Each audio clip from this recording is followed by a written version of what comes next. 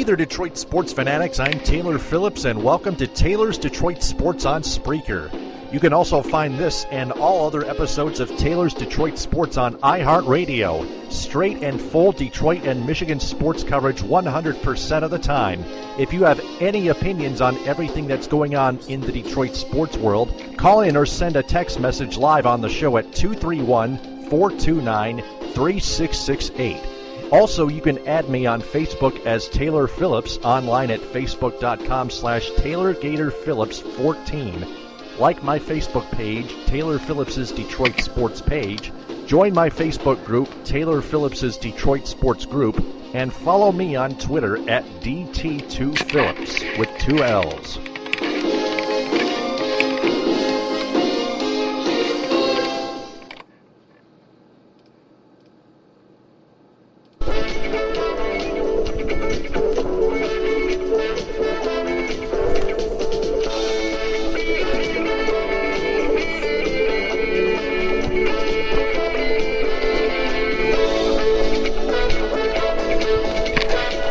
And welcome to Taylor's Detroit Sports episode 59 on Spreaker.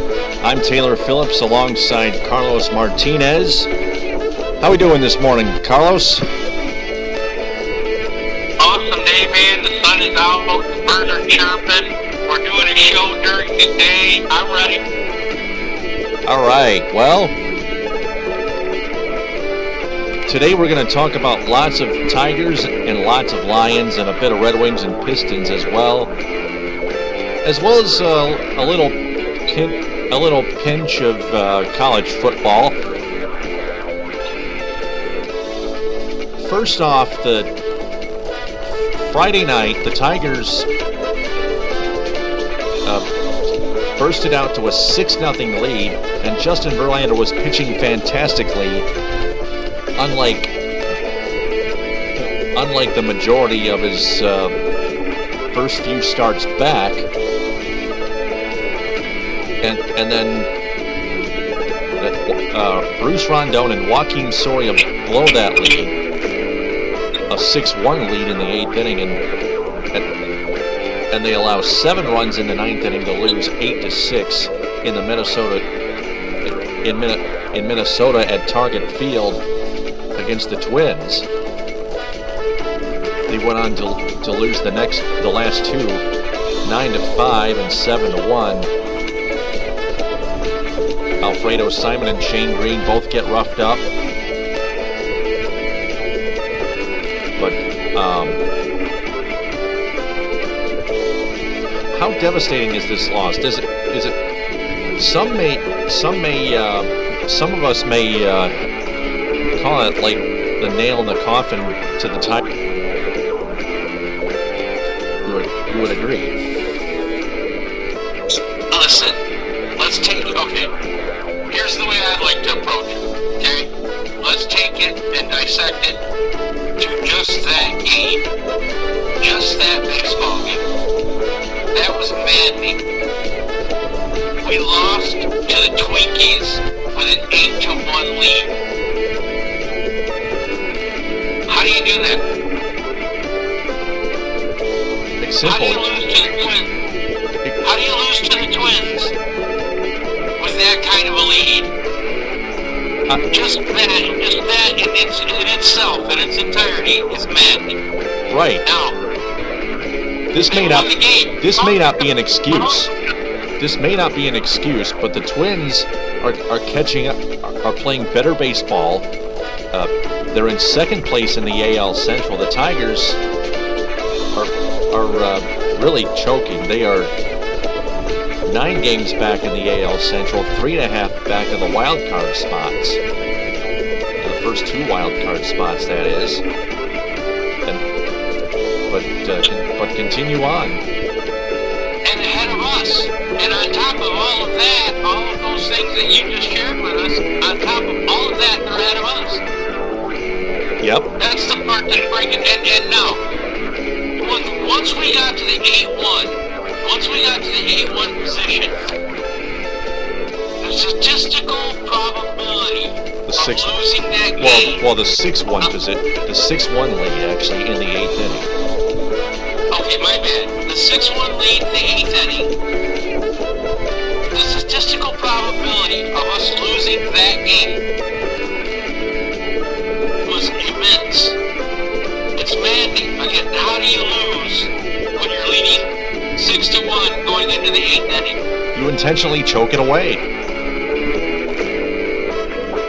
As bad as the bullpen was last year, and it is bad again. It changed from good to bad again from earlier this year to now,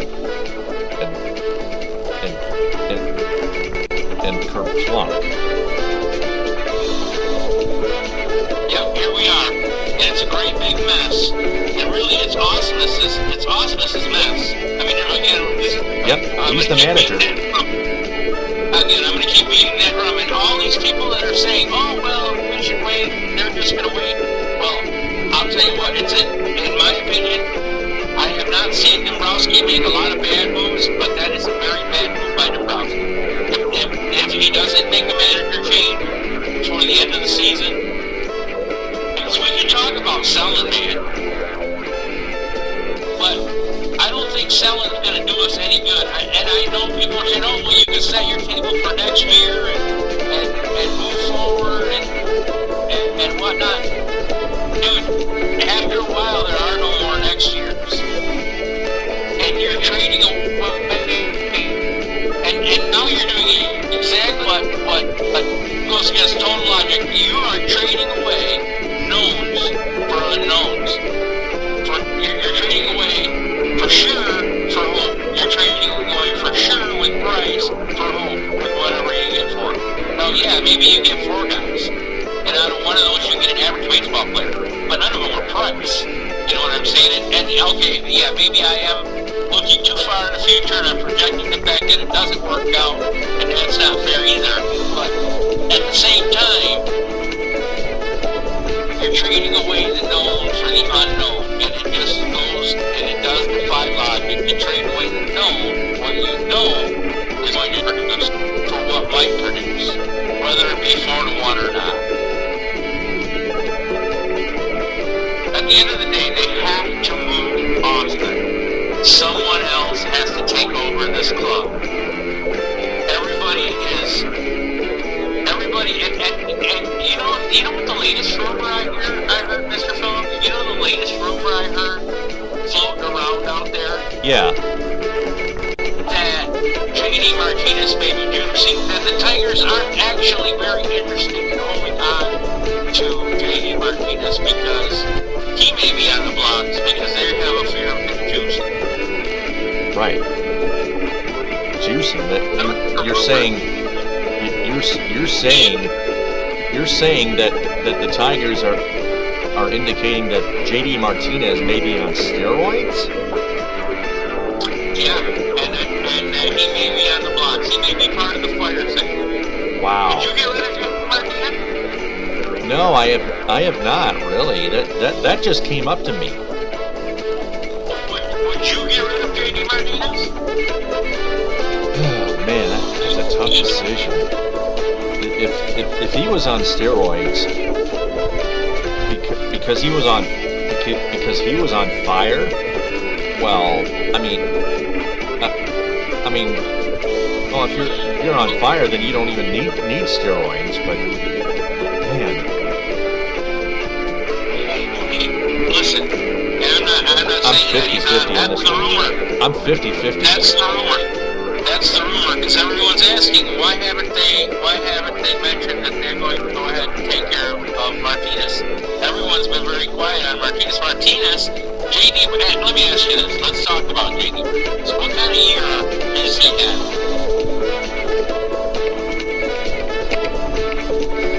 having? He's having an excellent year, and we're going to get to Tony Paul's first half grade at J.D. Martinez and the rest of the players in just a bit. But like I just said, J.D. Martinez is having another excellent year, just like last year. And he just can't stop. This year's better than last year, is it not? Maybe a little better. Maybe I'm being a slap. Maybe I'm exaggerating, or I'm blowing it up more than it should be. But I think he's having, in my opinion, he's having a Cabrera-esque season. He's playing at the level of Cabrera, alongside Cabrera, when Cabrera was healthy, of course.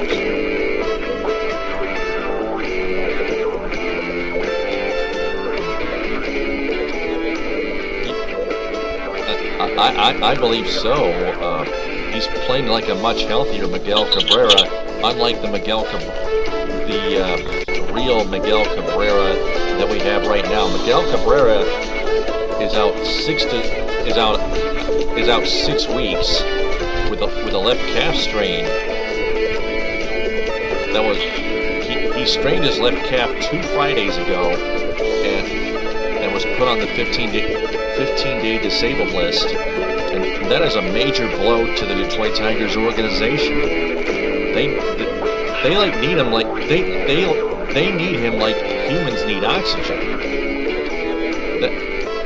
Some may have said that Miguel Cabrera's injury maybe another nail in the coffin to the Tigers season, and so is that. In addition to the 8-6 loss this past Friday.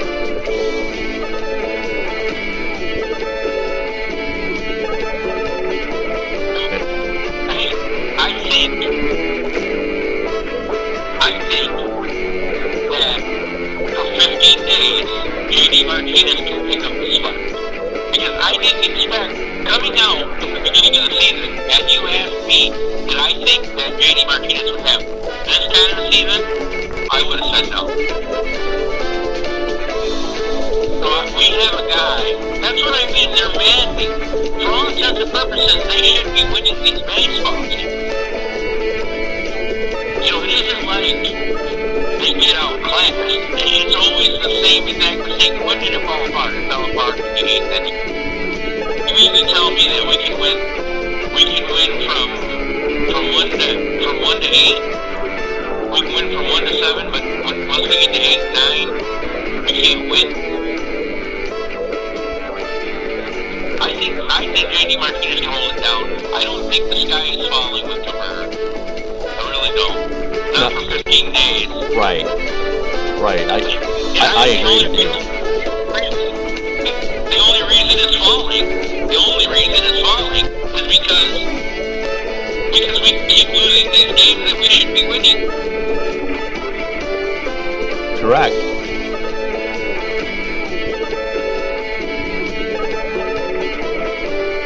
And we have breaking news here. The Red Wings have re-signed Lewis Mark Aubrey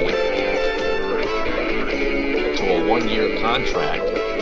And while they don't release terms to any of the contracts, it is assumed that it's a 2-way contract. And we'll get to the Red Wings later on in this podcast.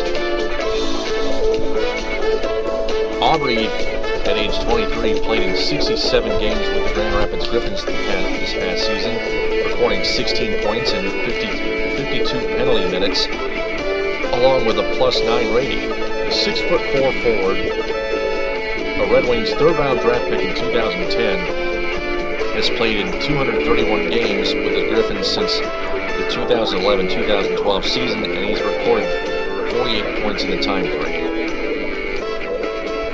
And more breaking news: Michigan, the University of Michigan Athletic Department has announced its 11-year deal with Nike.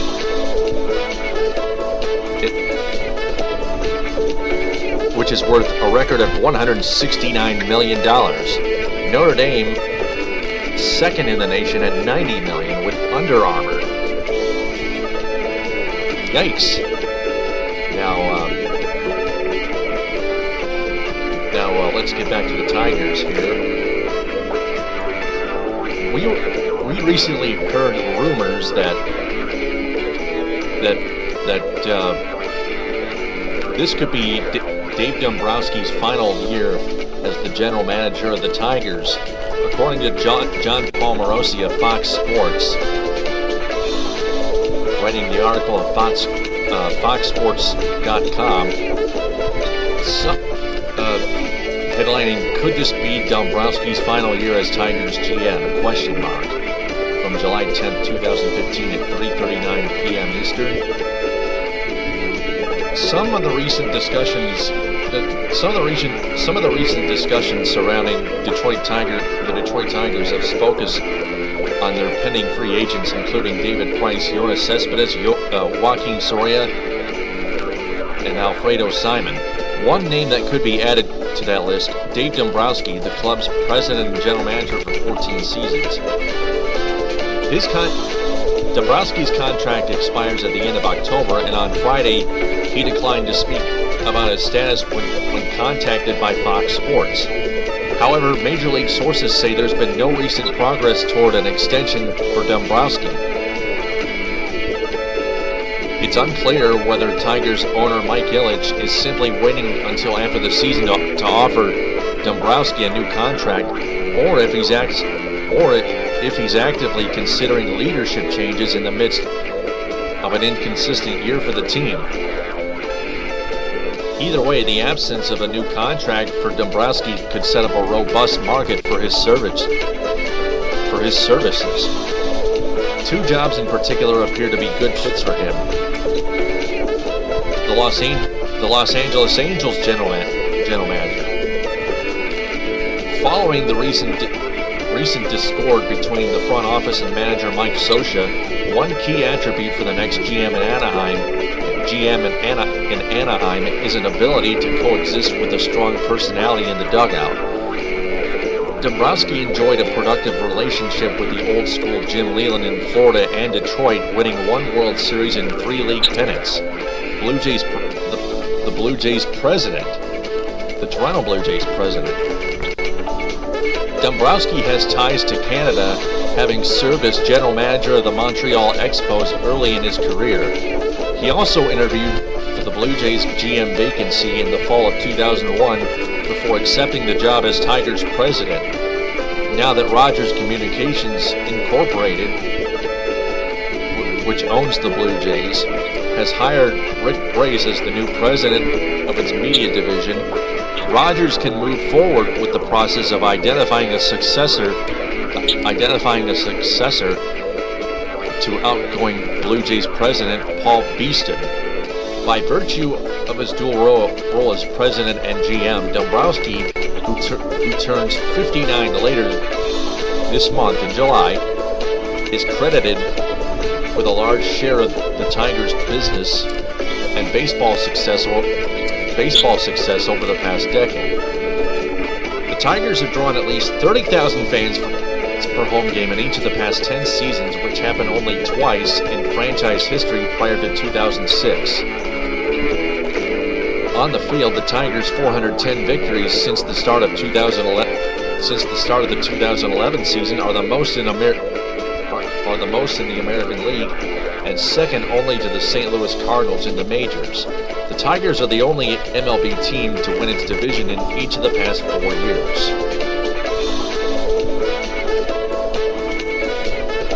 That's the end of that article. And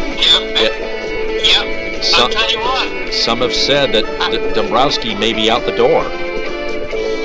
Hey, imagine that meeting, man. He just had that meeting. He just had that meeting just a couple days ago, where he had to walk into Mr. Ilitch's office and tell him that he spent $173 million and that they're about to sell. I'd be mad too. I really would. And I'll tell you what, Dave Dombrowski has been a very, very good manager for the Tigers. He is heavily responsible for the success that the last 10 years have produced for us as Tigers fans. And Mr. Ilitch didn't get a payoff. I hope he hasn't given up. I hope he hasn't decided that that's a failure. I tell you what, there's a slim little piece of thread in me, Taylor, that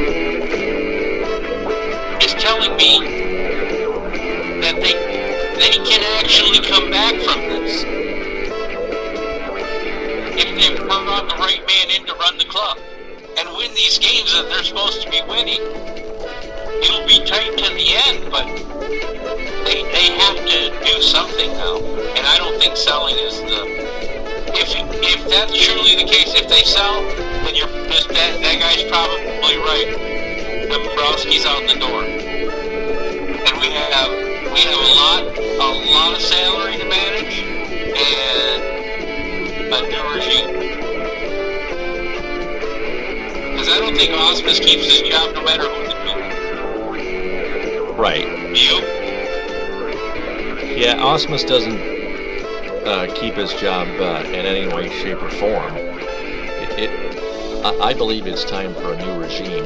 I would think it would be time for a general manager who makes more correct decisions.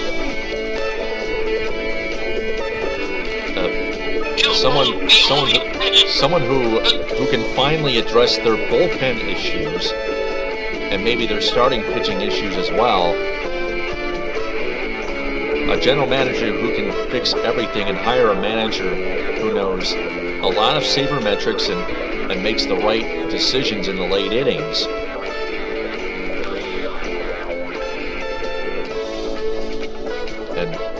And stuff like that. We're talking about decisions on pitching, at least starting pitching. Bullpen, we can argue that until the cows come home. We can say, yeah, the bullpen has always been a problem. It has been a problem since he began these runs. It was a question he never answered. Dombrowski never answered the bullpen question. But starting pitching, oh my God, are you seeing Scherzer?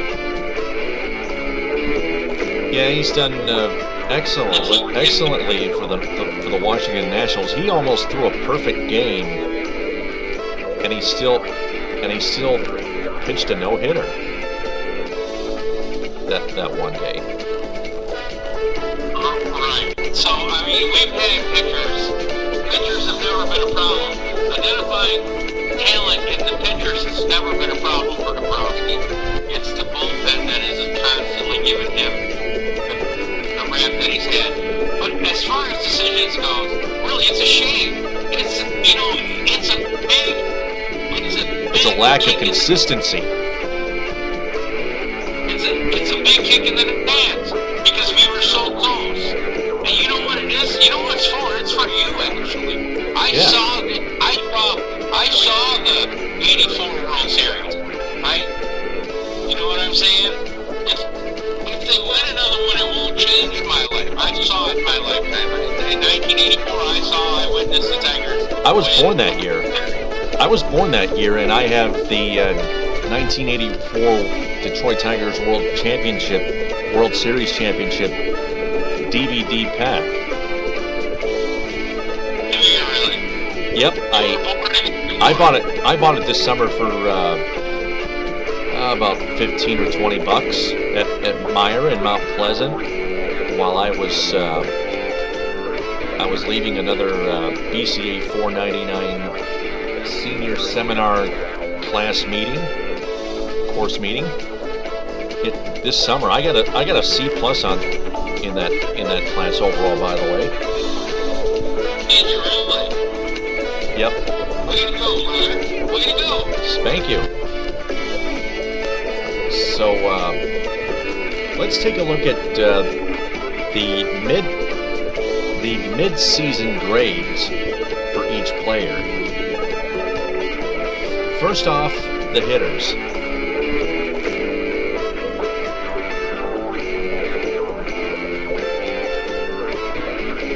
As I wait to let it load, I want to remind all the listeners to leave a comment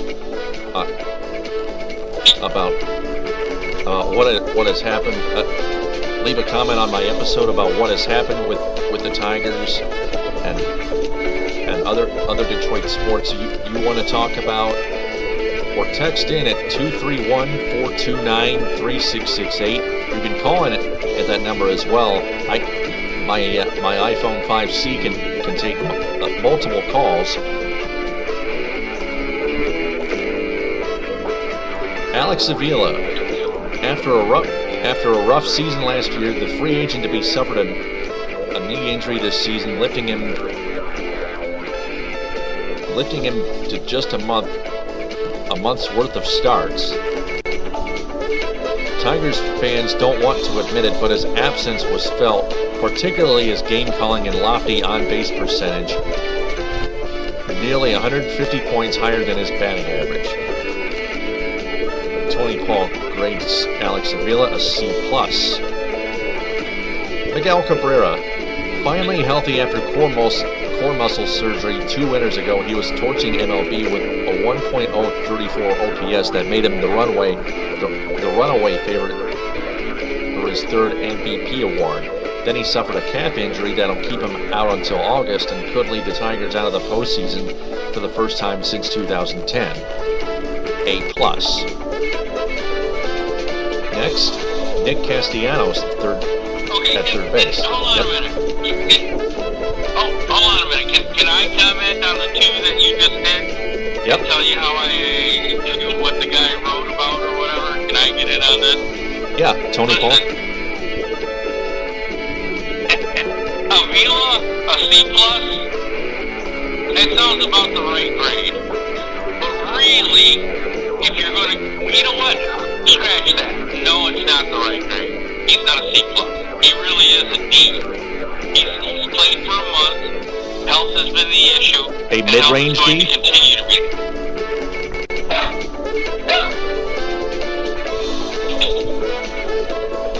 Health will continue to be an issue. Yeah, and he's in the last year of his contract as well. Ending a career. Yep. Yeah, and he's in a contract year. If there was any time that you were going to see him play out of his mind, it should have been this year, and he has not played out of his mind. Right. So I would give him a D to D-. That's really what he is. I would believe so. Cabrera, on the other hand, is an A+.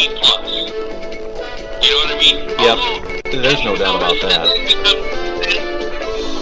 And then it's become a trend, though, for him at the end of each season to come up late, to come up hurt. He has a problem with injuries also. Every year at the end of the year, last year was the same case. We got to the playoffs and Cabrera wasn't right, and he tried to play through it. Now they put him now that's why I think they put him on the team. Because they're going to try and avoid that situation.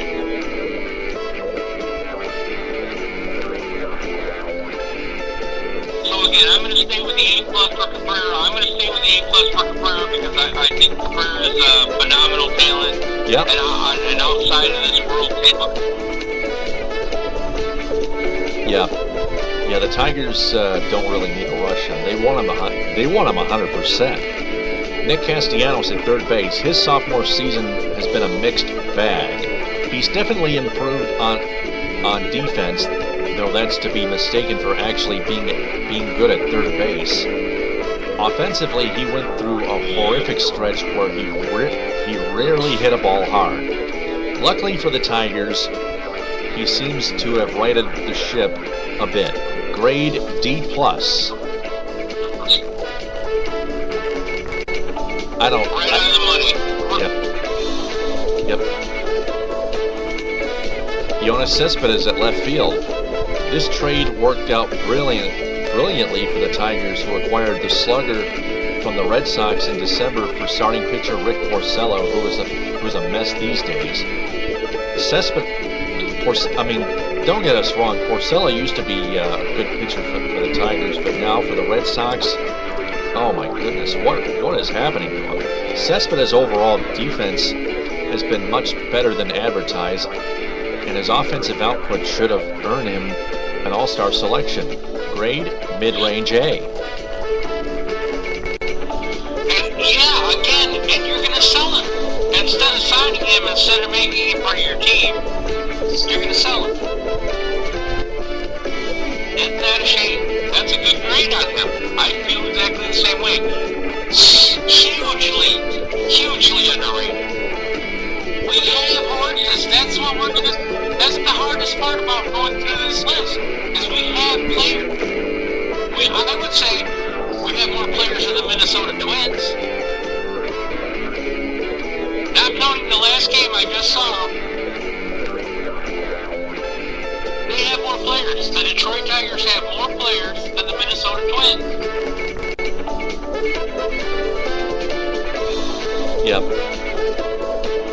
Yep, and yet the Twins manager Paul Molitor is unanimously out-managing Brad Ausmus. Rajai Davis at outfield.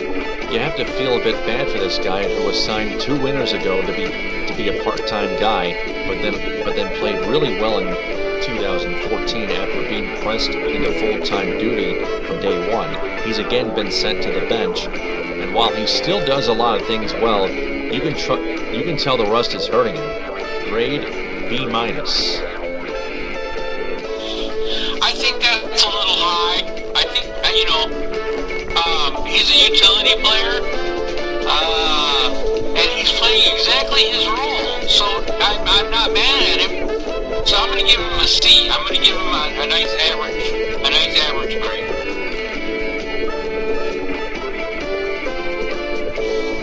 All right. Anthony Gose at center field. This trade might have worked out for both teams as second baseman Devon Travis is in the Rookie of the Year discussion for the Blue Jays. Gose's bat has been up and down, but still much better than fans expected, and his defense in spacious Comerica Park is really a sight to behold. He's Gold Glove caliber, grade B+.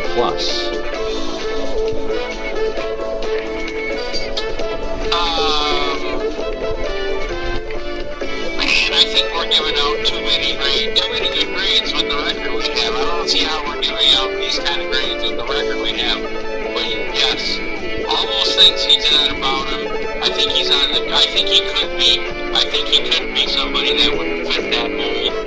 I don't think he is quite there yet. I guess that, for me, that description was just a projection of what he might be. Maybe the muddle losses, I'm not seeing it as strongly. So I'm gonna go ahead and give him a C+. I'm gonna say he's well above average, but not. He is into a B level.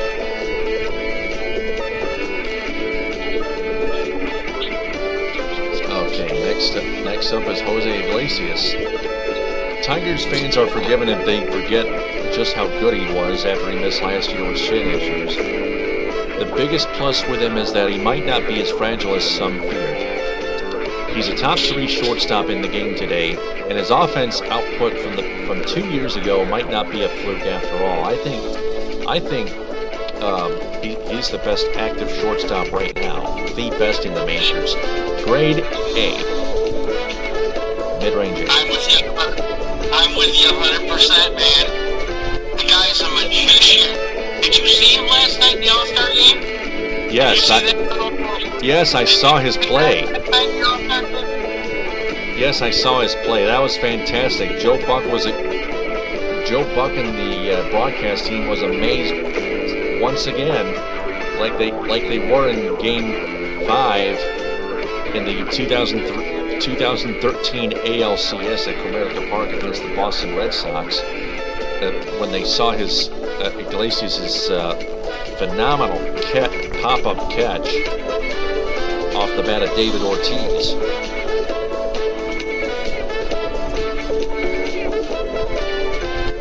It was amazing. It was a nice play. The kid can ball, man. I'm glad he's a Tiger. Again, what a waste. There's another guy. We're sitting here saying we have the best shortstop in the game, and we're not better than the Minnesota Twins. Obviously. It's Mandy. It makes no sense. Logically, when you sit down and think about it, if you sit down and think about the thing in totality, it makes absolutely no sense. How can we have as good a team as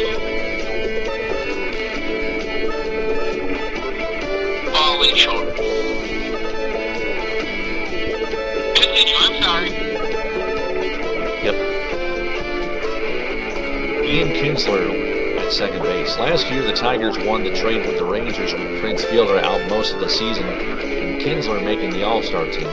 This year, the narrative seems to be reversed. Kinsler and Jose Iglesias make up the best double play combo in the game. On offense, his power is gone, and he's too streaky. Grade B-. I'm going to give him a flat C. Were you a good Kinsler or were you a bad Kinsler? I wish we could get more of the good Kinsler and less of the bad Kinsler, but we seem to get 50-50 with them. So I'm going to give him a big C. I think B is way too slapping down. Yep, I agree. J.D. Martinez, so 2014 was a fluke, eh? Martinez continues to pay dividends for the Tigers, who barely paid anything for him after the Astros amazingly sent him packing last spring. We have mentioned J.D. Martinez earlier in this podcast. His power is second on the team only to Miguel Cabrera. It's close. And his ability to rise in the clutch is Kirk Gibson-esque. Grade A+. I agree with that. Again, I'm going to say it one more time. J.D. Martinez is having a Miguel Cabrera-esque season. And Tony Paul agrees with you. Like the Green Bay Packers? Are the Tigers looking like the Green Bay Packers to go from Favre to Aaron Rodgers? Are we going to be lucky enough to go from Miguel Cabrera to J.D. Martinez? Maybe, yeah. I think I see that I think I see that happening in my crystal ball, and I think I see it happening in the present.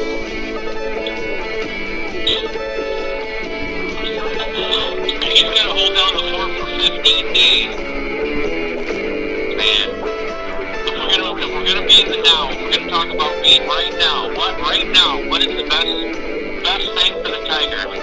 We should have to make a manager change. Please make a manager change. Do not let Dombrowski finish the season. And you know who I think they should get? Who? You share with me your ideas. You like Pudge, you're a Pudge guy, right? Yep. Yeah. You like Pudge. Yeah, Ivan Pudge Rodriguez. Yeah, that he has more continuity, more brains, and I believe that like an all-star, like a real-time all-star catcher, the real-time all-star catcher that Pudge was before, he can still take full charge of this team like he did in 2004 to 2008. He still has an active brain, an active mind. But what is he doing right now? What is Pudge doing right now?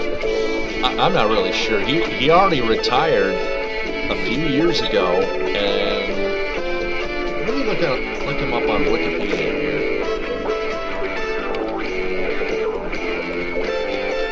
Because I'll tell you what, for me the answer is Cleveland.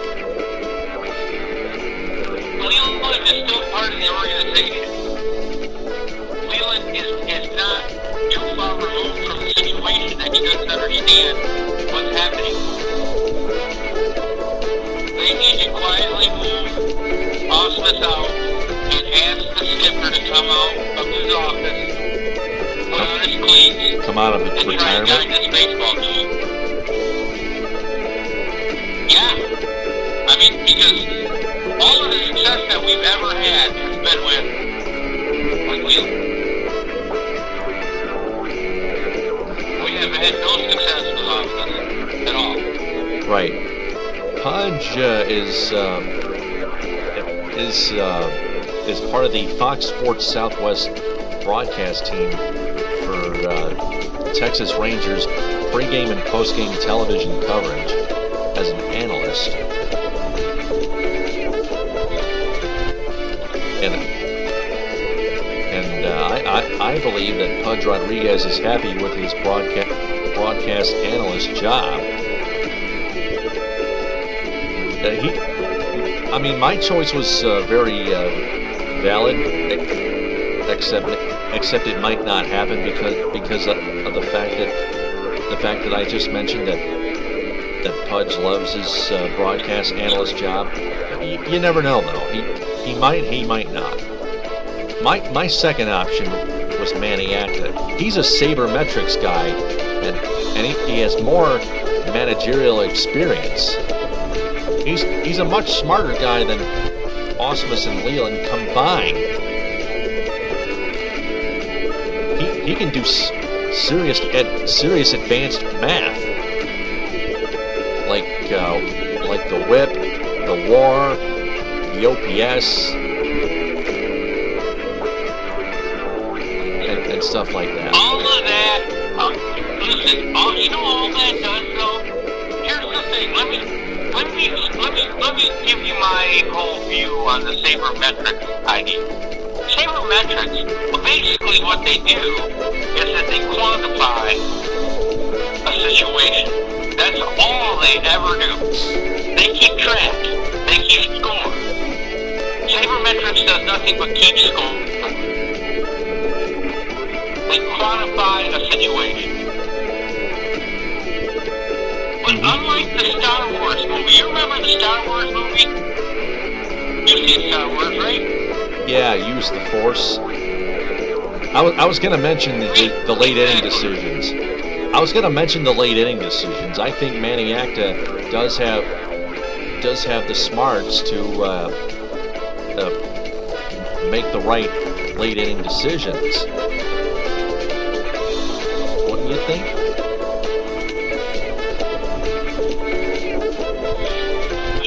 Yeah, I would say so. But then again, you and Manny get to know this team, and he's got, how many games are left? 44 and 44. That's 88. So that's. We got 88. We have 88 games. So, 88 games gone by, actually. They are 44 and 44, so that would be 74 games left. How many? 74. 74 games. You have 74 games to figure out.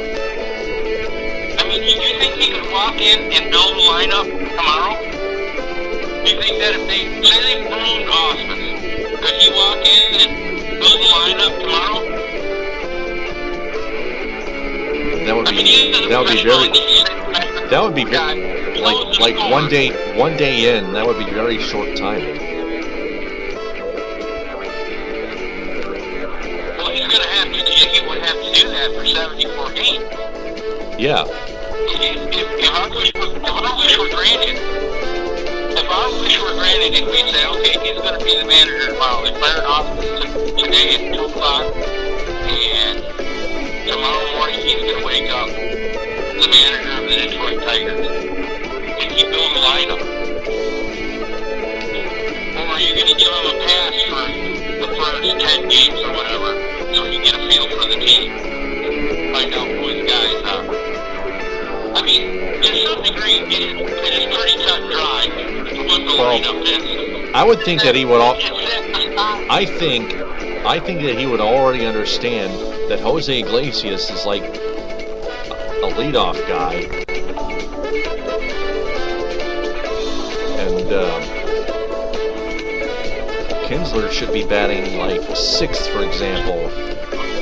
Ghost and Davis should be batting like in the 8th or 9th spot. McCann should be hitting 7th.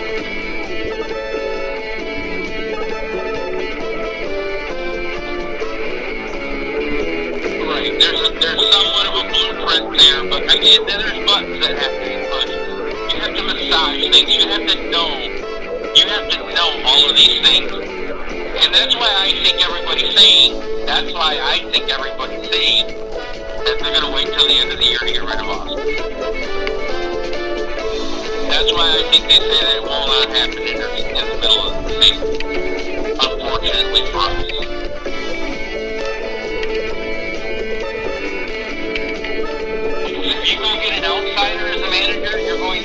have them. If you get an outsider as a manager, you're going to have to go to them and let them go through spring training, and you know what I mean, so they can get to doing things the way that guy does them. The whole idea of that being laid out. It's just a long time that we don't have. We have 74 games.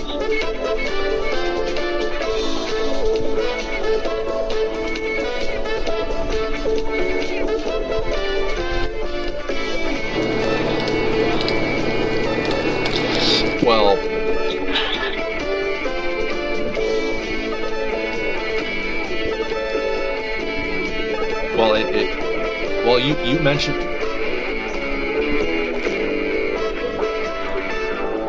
Well, you mentioned that only 10 games in, just to get a feel for the team.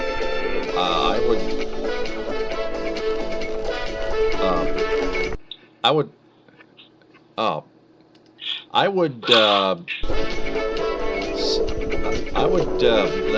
That's a tough decision. Very, very tough decision. I would say that Manny Acta has been watching the game, watching all games every day, including Tigers games. Just he still works at Baseball Tonight. If you think about it. So he could.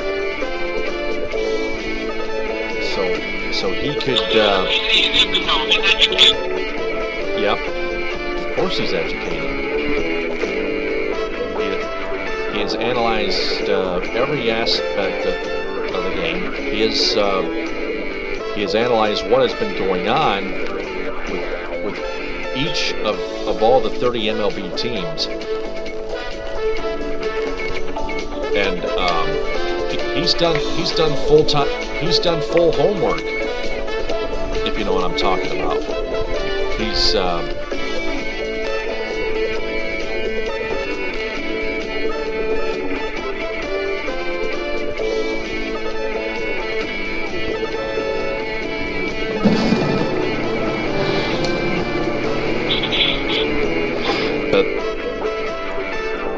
they were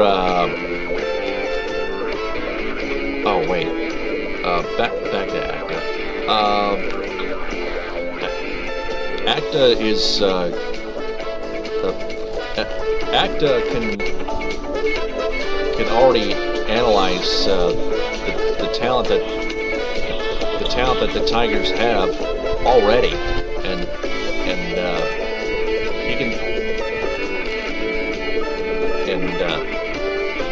he can actually know how to make this team a lot more consistent.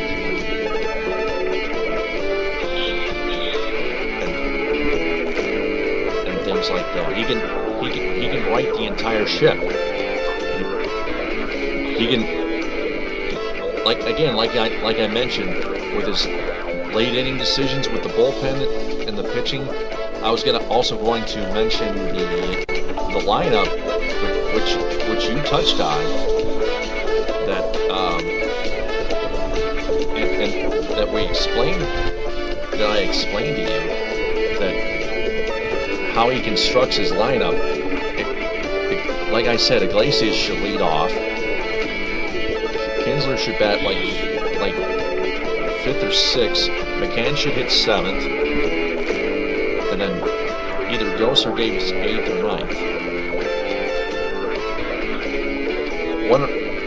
You've got to wonder what he's going to do with Andrew, where he's going to put Andrew Romine in this lineup, like fifth, probably 5th or 6th or 7th, something like that. We already have everybody already has the cleanup spots down pat. 3, 4, and 5 hitters. Cabrera, J.D. Martinez, Victor Martinez, and Jonas Cespedes.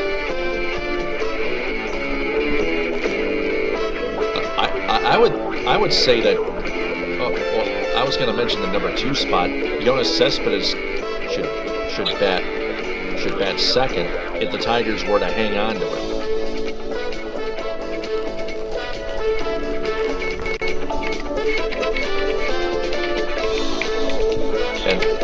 And that just pretty much rounds out the lineup that Maniacta should put out there.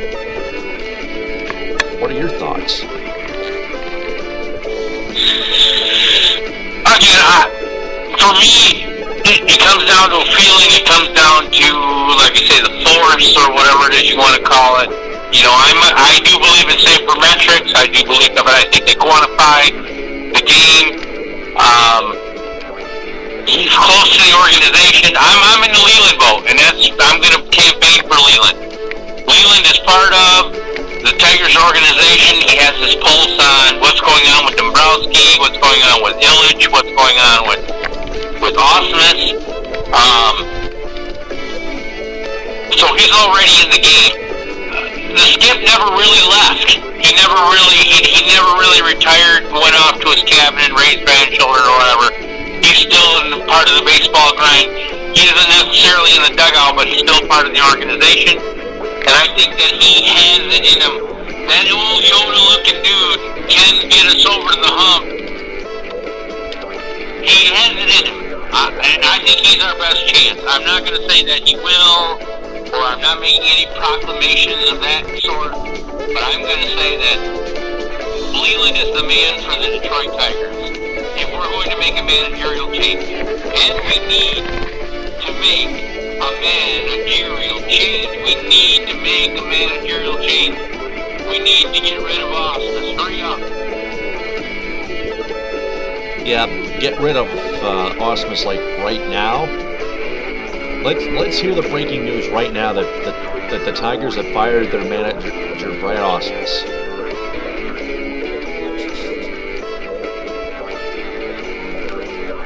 I'm with you.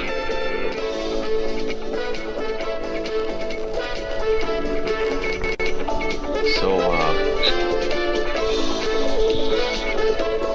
David Price got the win last night in the All-Star game. Mike Trout became the MVP for the Los Angeles Angels of Anaheim. The American League doubled up the National League last night, 6-3 to gain home field advantage in the World Series, which might not matter because the Tigers, as we feel, may not nearly make it to the postseason. No matter, even if they were in third place or second, or even second place for that matter.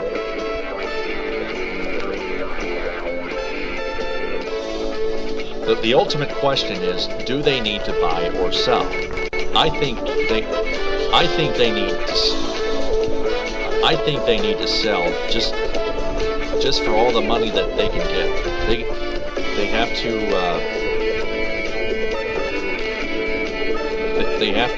sell. If they were to get all the money, they would have to sell David Price, Jonas Cespedes, and Joaquin Soria, for example. And trust me, they are very good players.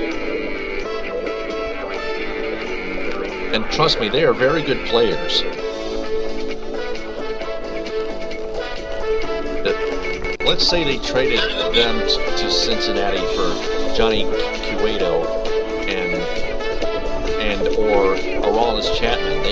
They need at least one starter and one reliever, which is what they can afford. What they can afford, what they do need, which they cannot afford, is two starters and 4 relievers.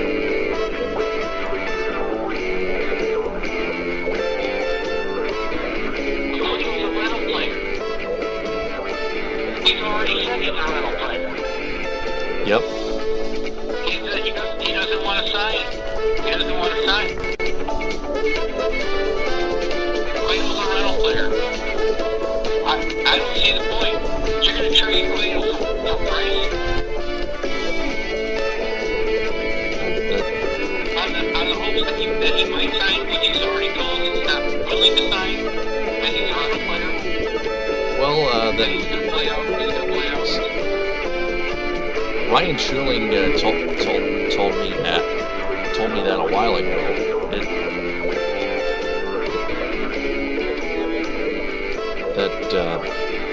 They got to get rid of Price, Soria, and Cespedes for all the money that they can get.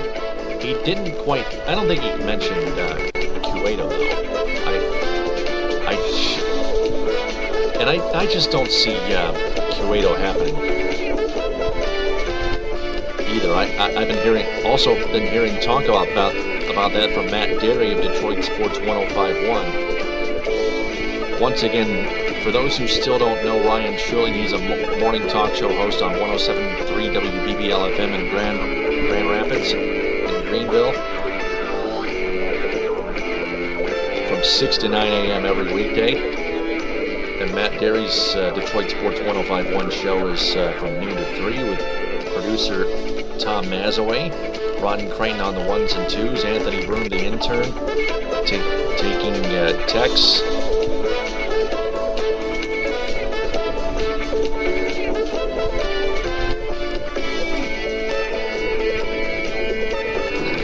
Again, I don't see the Tigers getting Cueto. They can't afford it. He doesn't want to sign, and they can't afford him. If they were to trade somebody for Aroldis Chapman, and the Tigers do need at least they do need more relievers than just one. They already signed Neftali Feliz to a 1-year contract, but they need more relief pitchers. Aroldis Chapman is another one of them.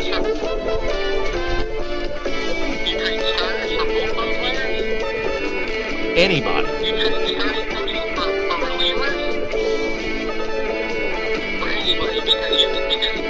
Well, either way is what you're saying. You're not going to do anything this year, so you're going to lose either way. So you trade starters for relievers, and then next year, where do you get starters from?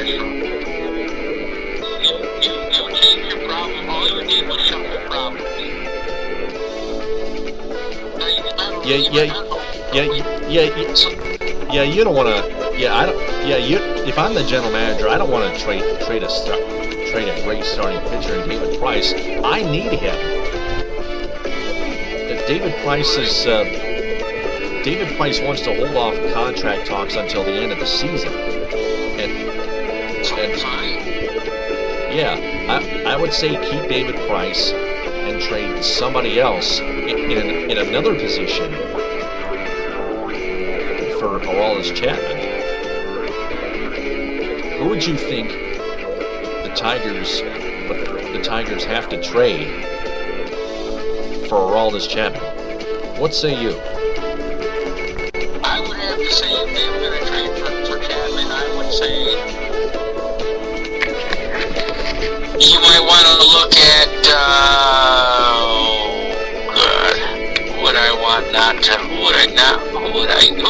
who is good enough to trade, but somebody that wouldn't necessarily. Well, if I don't know, Nick's been having a pretty decent couple of weeks. You know, I guess I'd offer Nick first and maybe prospect or a draft pick. I mean, that's where I would be. I wouldn't offer up Cespedes again. For me, if you're talking about, everyone's talking about, well, let's trade Chiriano, Cespedes, and Price. Well, that's the meat of your baseball team. You're gonna pick all the meat off the bone, because what's left is an injured Cabrera, an injured Verlander, and Verlander's no longer injured. Verlander is no longer injured. He has progressed. He is not Verlander. Whether or not he's officially healed or whatever, I'm not seeing. Right. On the sample size that I've watched, I've not seen the Verlander that I know. He's not pitching like Price, and Verlander used to be better than Price. Right. Price has been incredible.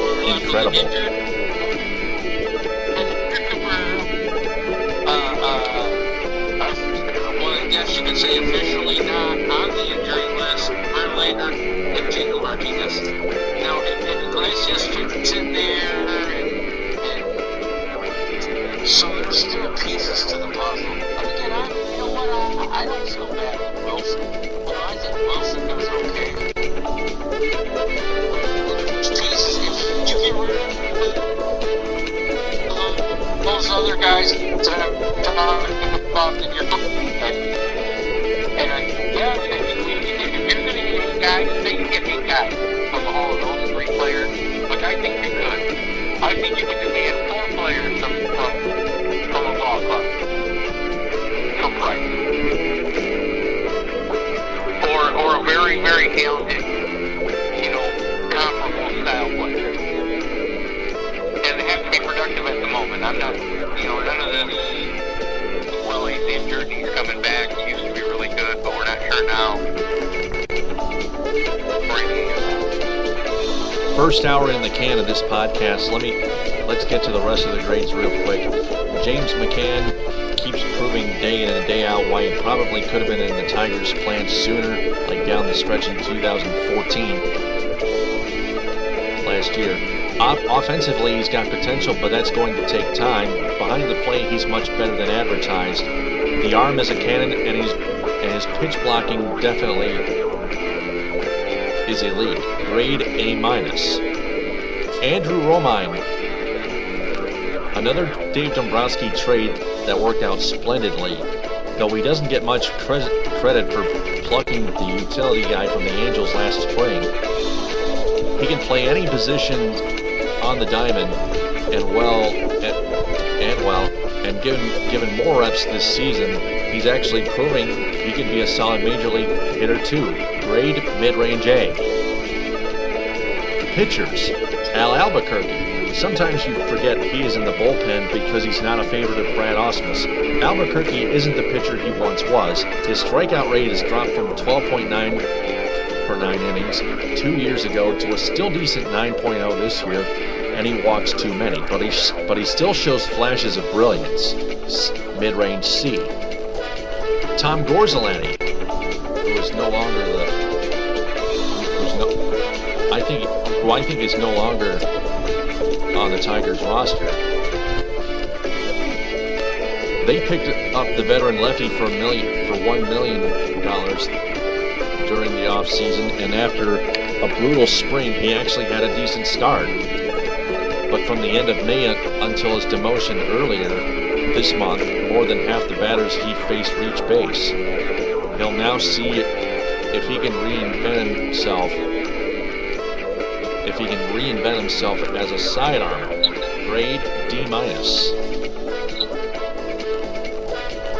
Shane Green, here's another guy who started hot. His first few starts were so good. In fact, he had some guilty suggesting the Doug Fister trade might work out in the end after all. Then he lost it bad with an 8.60 ERA over his next 10 starts, earning a trip to Toledo that didn't really go all that well either. Grade mid-range D.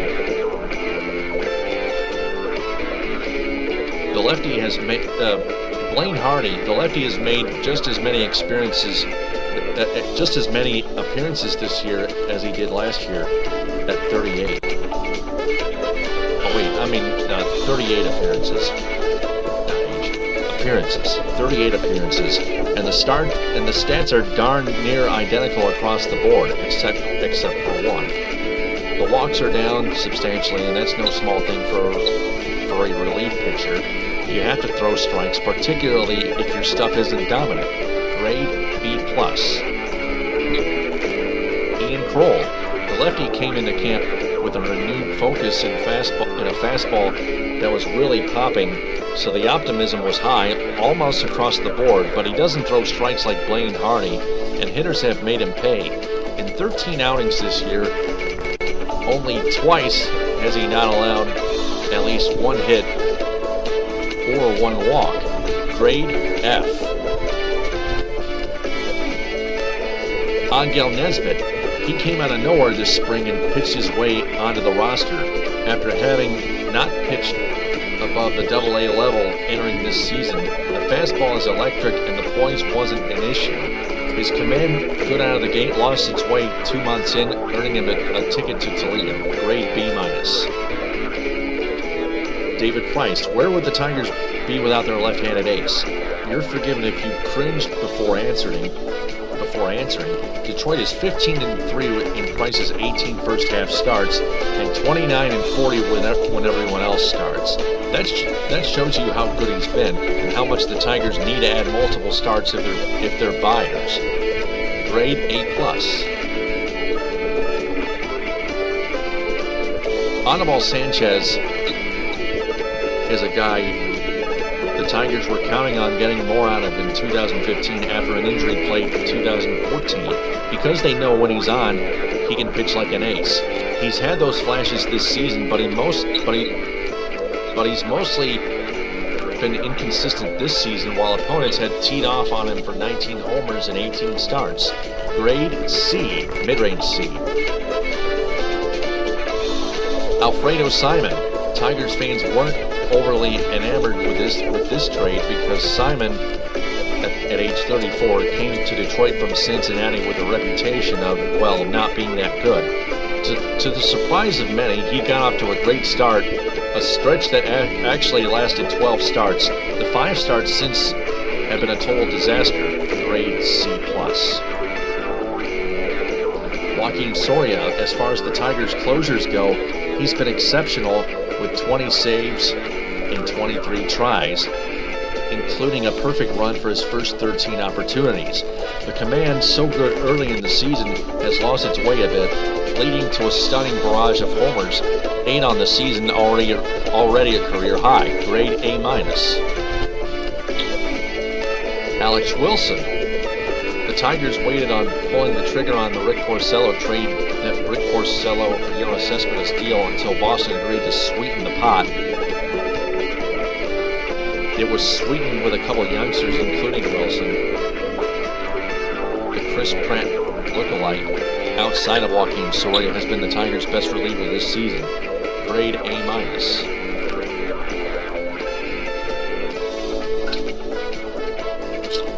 Bosses. Manager Brad Ausmus. It's so tough to really judge how a manager affects an outcome, positively or negatively. So on a whole, he's judged by the win-loss record, which has run around 500 most of the season. That's flat out unacceptable for a team with this much talent and payroll. Like I kept mentioning to my people, his late-game decision-making leaves plenty to be desired, and there's too many missed signs and miscommunication. Is David Price in or out, etc., and that has to fall squarely on him, Ausmus. Grade mid-range D. General Manager Dave Dombrowski. In the final year of his contract, there's a lot of pressure. He made some fine moves over the offseason, bringing back Victor Martinez, bringing in Jonas Cespedes, and making the team more athletic with the trade for Anthony Ghost. But he again skimmed on the bullpen with Tom Gorzelanny and Joba Chamberlain, who got DFA'd and released, and then took way too long to cut ties with them, costing this team games to be sure. It'll be fascinating to see what he does before July 31st. Grade mid-range D.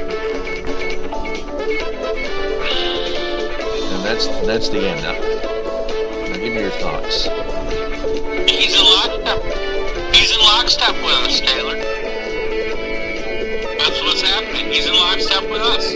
Dombrowski? Although I think he was really generous with. I think he was generous with Ausmus's grade of mid-range D. With Ausmus's grade, it should be a big fat F. Yep. I just don't think Ausmus. We both don't think Ausmus is ready. Not nearly ready. He has done nothing great. some may say his challenges that reverse the decisions the right way and make all the difference. Wrong. Shut up, you idiots. Agreed.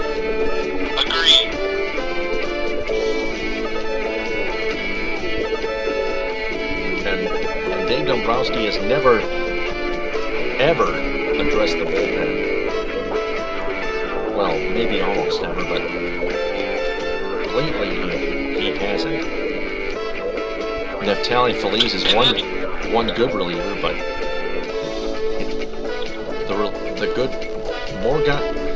more good relievers have got to keep coming. And that's been his Achilles. That one is a true indictment. That's the one that he'll have to own. That's when you ask me 20 years from now, I'm sitting around with great-grandchildren and I'm talking to them and I'm telling them that back in the day, the Detroit Tigers had a great baseball team and they just never had a bullpen. And they were a bullpen away from winning it all. And that's going to be the story. That was his Achilles. Everything else he did, I think he's done a fantastic job with. The bullpen and Ausmus may be his undoing here in Detroit, unfortunately. It is a shame, but yeah.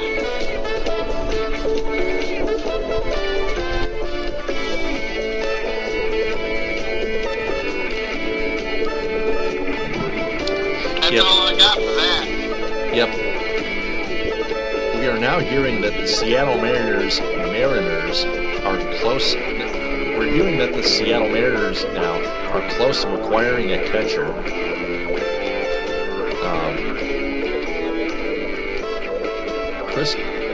Chris Cotillo tweeted that catching options potentially available on the trade market. Deoner Navarro, Giovanni Soto, Jeff Mathis, Garrett Norris, Nick Hundley, and Mike McHenry. Other catching options: Alex Avila, AJ Pierzynski, Christian Betancourt, and Willen Rosario. Alex Avila is another option. Oh, man!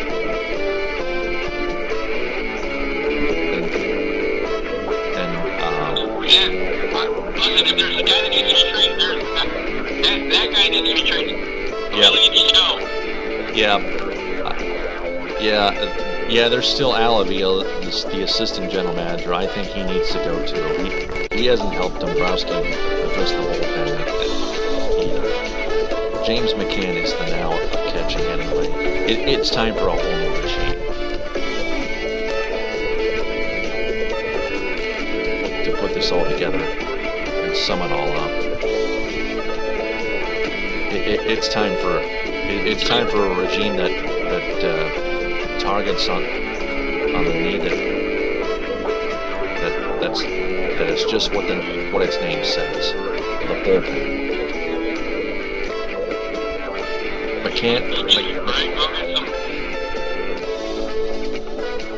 We'll get some quality relievers and have McCann start, Holiday backing him up. Ryan Holiday hasn't been graded yet, but that hasn't been graded at all by Tony Paul. But I would give Holiday a mid-range B because he's improving. Yeah, he's hungry. No doubt about that. I'd agree. Yeah. There needs to be younger players on this Tigers team. They're hungry as well. Yet Dombrowski and Al Avila keep holding them down in Toledo for veteran players who have more experience and more talent. Yet at least a few of them may be all washed up, like Joe Nathan was last year. And this year he was injured for the rest of the season after going 1-for-1 in save opportunities on opening day. Joba Chamberlain was not a veteran, and guess what happened to him? He was terrible in his late 20s. And he got released. And Joe Nathan may have to retire. He was terrible. He was terrible. That's why. He was terrible for a long time. That's why he got released. He could have been 15 and got released for as terrible as he was. He was terrible. That's why he got released.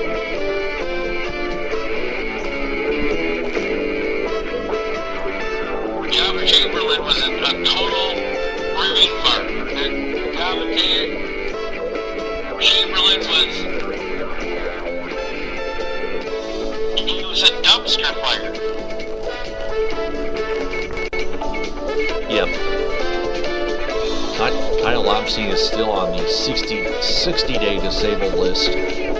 Still not sure whether or not still not sure how long he is out for. Hopefully it's not out for the rest of the season. He had struggled throughout the first month or two of this season before being put on the DL. Now they're waiting on him. Yeah, and what is a Lobstein anyways? Right. What is he? I mean, if you had to describe Lobstein to me, what is he? Is he a power pitcher? Does he have good stuff? Does he have control? He was really good last year. He was really good last year.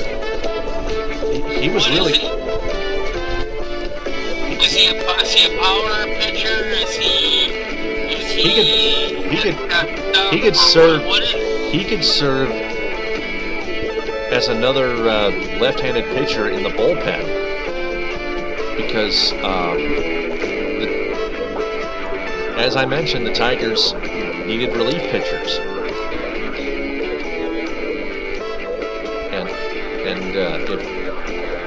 When Lobstein gets activated from the DL, the Tigers may need to use him as a reliever. Well, yeah, I could see him as a reliever, but I'm saying if we're trying to make a book out of him, he had a good year last year, right? Then he came on this year and he struggled. And even last year, he didn't have that great of a year. I mean, he still had some stunts that left me last year. They're going, what is going on? But Lobstein, I don't know. I don't know what Lobstein is. To me, when I look at Lobstein, I don't know what Lobstein is. I can't even say that if he gets out there, I can throw him in my bullpen and I can count on him. I can't even say that. He had a good year last year with some starts that made you scratch your head. But the jury's out on Lobstein for me.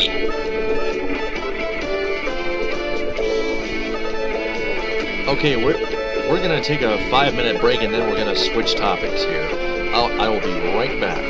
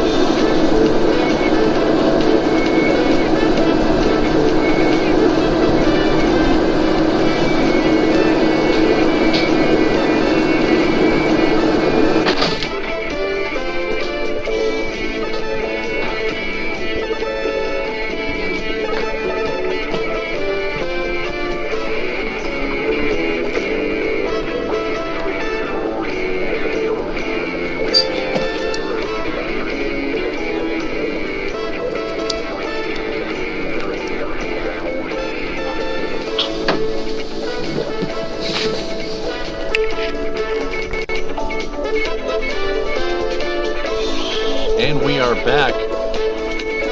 This is Taylor's Detroit Sports episode 159 on Spreaker and on iHeartRadio. You can call in or text at 231-429-3668. Or you can leave a comment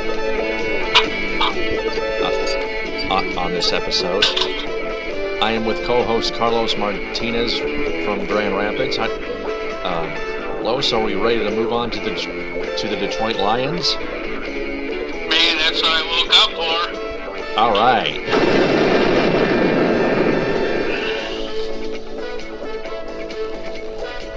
Let's open this topic right here. This article written on NFL.com by Connor Orr.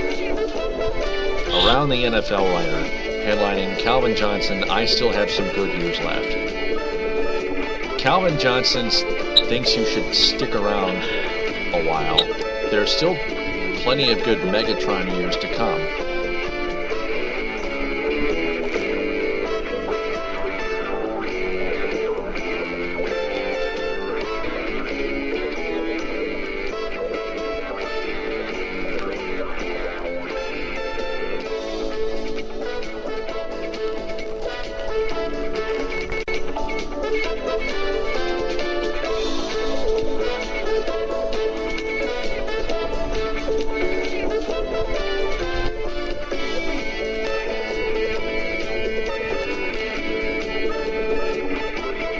Against Detroit's salary cap, a mammoth number for a player that will be 30 years old. Still arguing against keeping Johnson is difficult. As he said himself, he topped 1,000 yards for the 5th straight season despite playing in just 13 games. He's also in an offense that has more potential targets than ever before.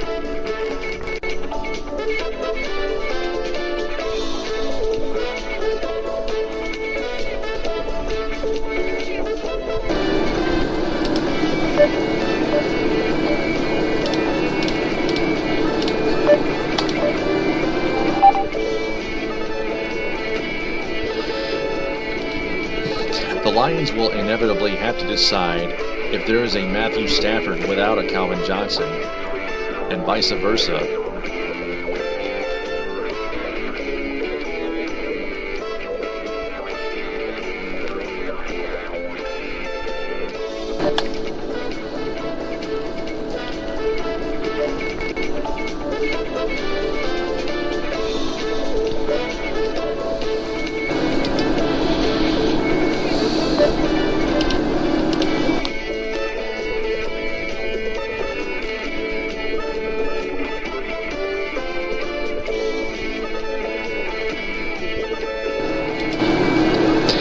All right, let's start over here.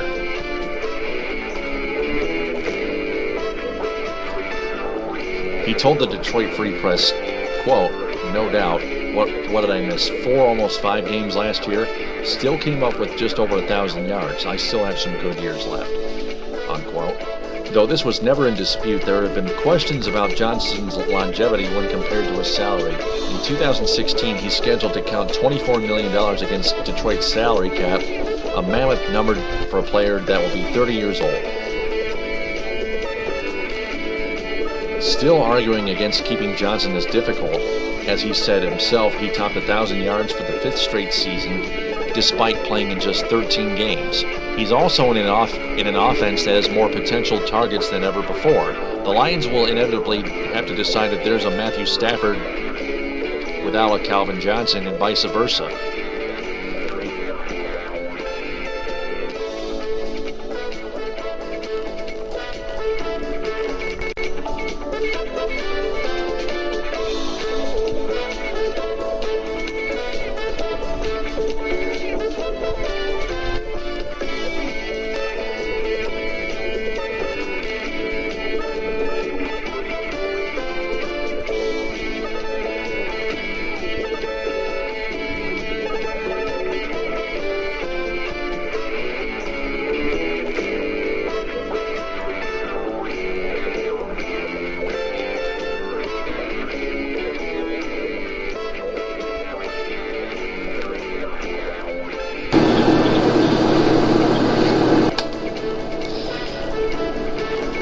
and it's waiting to load.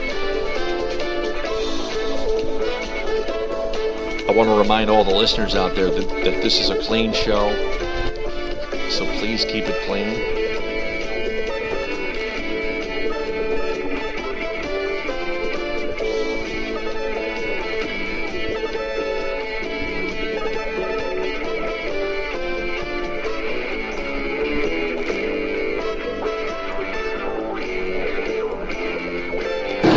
Headlining Detroit Lions 2015 training camp. Headlining Detroit Lions 2015 training camp battles. Special teams, Special teams will play role in determining a fourth running back.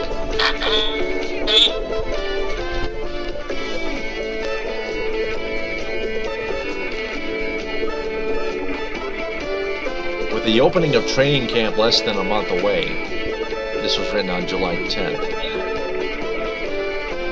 That was last Friday. My signal keeps going out, in and out. Yeah, I understand that. I apologize for that. With the opening of training camp less than a month away, we'll take our annual look at some of the biggest position competitions.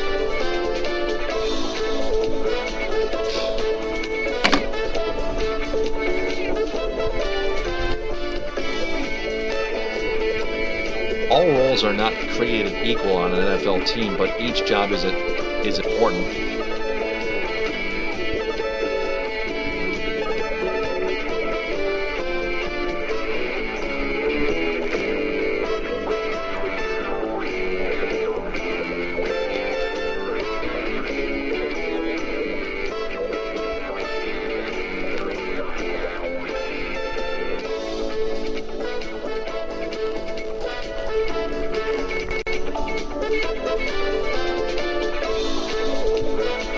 Likely rookie Michael Burton, slated for roster spots. A fifth job, if retained, would be contested between incumbent George Wynn and two undrafted rookies, Zach Zenner and Desmond Martin. Wynn, a Detroit native, made a strong impression in training camp last year with a punching north-south running style. While he didn't initially make the roster, he was promoted off the team's practice squad after a hamstring injury landed fullback Montel Owens on injured reserve. Due to a number of injuries in the backfield rotation, Wynn carried the ball 11 times in his debut, racking up 48 yards in a Week 5 loss to Buffalo. After that, playing time came mostly on special teams with a sporadic carry throughout the remainder of the year. But the special teams work was valuable for Wynn, and he looked more comfortable working with those groups during the early positions of the off-season program. If the Lions are going to keep a fifth back, it will largely center around that player's ability to contribute on multiple teams' units. As for his competition, Wynn must hold off first-year players Zenner and Martin. Zenner brings some buzz with him to Detroit as one of the most productive college running backs ever. While at South Dakota State, he rushed more than 2,000 yards each of the past 3 seasons. And don't let the level of competition fool you. Zenner piled up more than 100 yards against Missouri, Kansas, and Nebraska, highlighted by a 202-yard touchdown effort against the Nebraska Cornhuskers.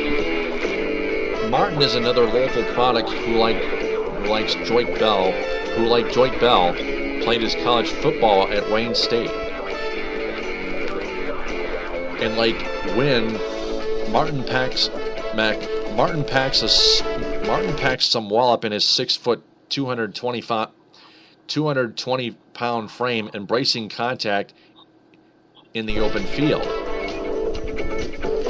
As a senior, Martin racked up 1,578 yards and 16 touchdowns on 287 carries for the Warriors. Even if Zenner and Martin are unable to beat out Wynn during camp, both appeared to be strong candidates for the practice squad with the ability to contribute in limited roles if an injury situation requires their services.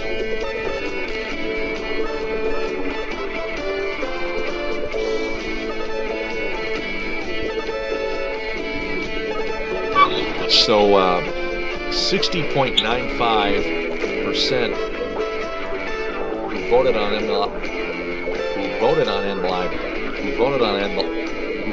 MLive.com voted for Zach Zenner to be the fourth running back from the special teams unit. 31.5 voted for George Wynn. 4.82 voted that the Lions won't carry a fourth running back, and 2.73. The other 2.73 voted for Desmond Martin. Zach Zenner may be a surprise running back, a surprise fourth running back coming out of special teams. George Wynn, I see, is struggling. How do I sound? Do I sound like I'm coming in okay? Yeah, I hear you. Okay. Listen, I'm going to go back to the other article prior to this one that you just read. As far as Megatron is concerned, Megatron's cap number is huge next year. Yep. But I believe that we are in the cusp of them bringing in enough talent to alleviate some of the problems with Megatron and all of the beat up that he's getting. I think you're going to see that by them being with more receivers, like Moore and Ebron picking up the slack, and of course Golden State playing role, that Megatron will not get as much abuse as he's gotten in the past. So you're going to see him in a direction that we've never really seen him in, and that's going to be either in double or single. Megatron expressed in the past that he's willing to negotiate contract or to move his money around. You could actually sign Megatron to a couple 4-year extension and lower his cap number, lower the amount of money that he's getting, because I think he understands the reality that his contract is really a projection of what his value is going to be toward the end of his career. And he is very valuable. So I see the Detroit Lions deciding that contract, moving that money around, lowering his cap number and keeping him alive. I do think that he at least 3 or 4 good years left in him. He takes care of his body like a true professional. The guys like the Dominican Sues and the Megatrons and then that we've seen on our team, they are true professionals. They live their entire life is dedicated to their craft, and that is football. So I think Megatron takes very good care of himself. I think that you're going to see, again, an alleviation of the pressure and the beating up that you see with Megatron. You're going to see that be relieved a little bit, because the offense is going to flourish, and it's going to grow tentacles for all intents and purposes. It's going to be able to go in many more directions in this upcoming season. So yes, I give Megatron a vote of confidence. I don't think it'll be wildly cut because the guaranteed money is up, or in those situations. I think Megatron knows exactly where he's at. He's a smart guy. I think he's one of the real Detroit Lions players, the one that wants to play in Detroit and be part of the team and be part of a new tradition and all of those things. Megatron, I think that the franchise understands the unique value of Megatron, and I don't think Megatron really has any need by going anywhere else. Because it won't pay for the amount of money. In fact, Megatron's contract is screwing up all the other wide receiver contracts that are in the NFL. There's a new thing that just came out where they say that Des Bryant and Julius Thomas are filing a lawsuit against the NFL NFL for collusion, because no one wants to come into the realm of Calvin Johnson contract. And all these two Westerners are both saying that they're just as good, or if not better. In other words, that their stock has a chance to rise higher now than what Megatron has put out the last couple of years. Always puts up 1,000 yards, saying that it's collusion to keep them from earning Megatron that kind of money. So Megatron understands that he's going to have to take a haircut. For the good of the league, he's going to have to take a haircut. Detroit took care of him when they needed to take care of him. So I think Megatron takes a haircut. I think he stays healthy primarily because he's going to see a lot less abuse. In fact, we may even see Megatron flourish to another level once he starts to see just the double coverages and the single coverages. Now, on this other one that you just read, for me, saying he can't be a special player, I mean, he really was a special player now. Now, whether that translates to the NFL is a whole other story. But I have looked at his film, and the kid, he hits the hole, man. He doesn't, there is no guesswork for him. Whatever hole he's supposed to throw, he will run through that hole. And he will bring his pass when he runs through that hole. I'm very intrigued to see what he looks like in the preseason. I hope he makes the team. Even if he doesn't, he'll make it to the practice squad. But the amount of production that we saw in college now, this kid ran for 1,000 yards not once, not twice, but 3 times in his college career. That is, once is a fluke. He had a really good year with all the stars line twice. Well, you're more lucky than good. 3 times is undeniable. I mean, the kid obviously does have talent, and I can't wait to see the preseason what it looks like on the NFL, on an NFL scale or on an NFL field.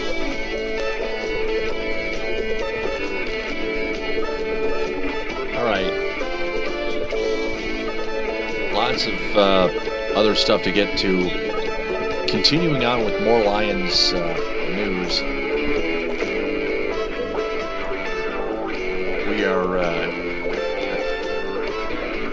We are now breaking down the solution, what the solution is to the Lions' number 3 wide receiver problem.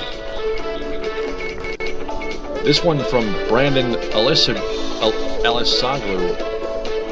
from a featured columnist for Bleacher Report,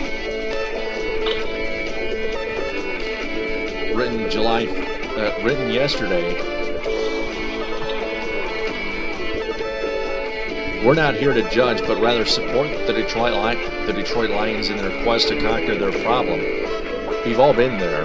More than a few folks, the author included, spent their 20s banging their heads against the wall while throwing a mountain of draft picks to solve one of life's most elusive problems, the third wide receiver.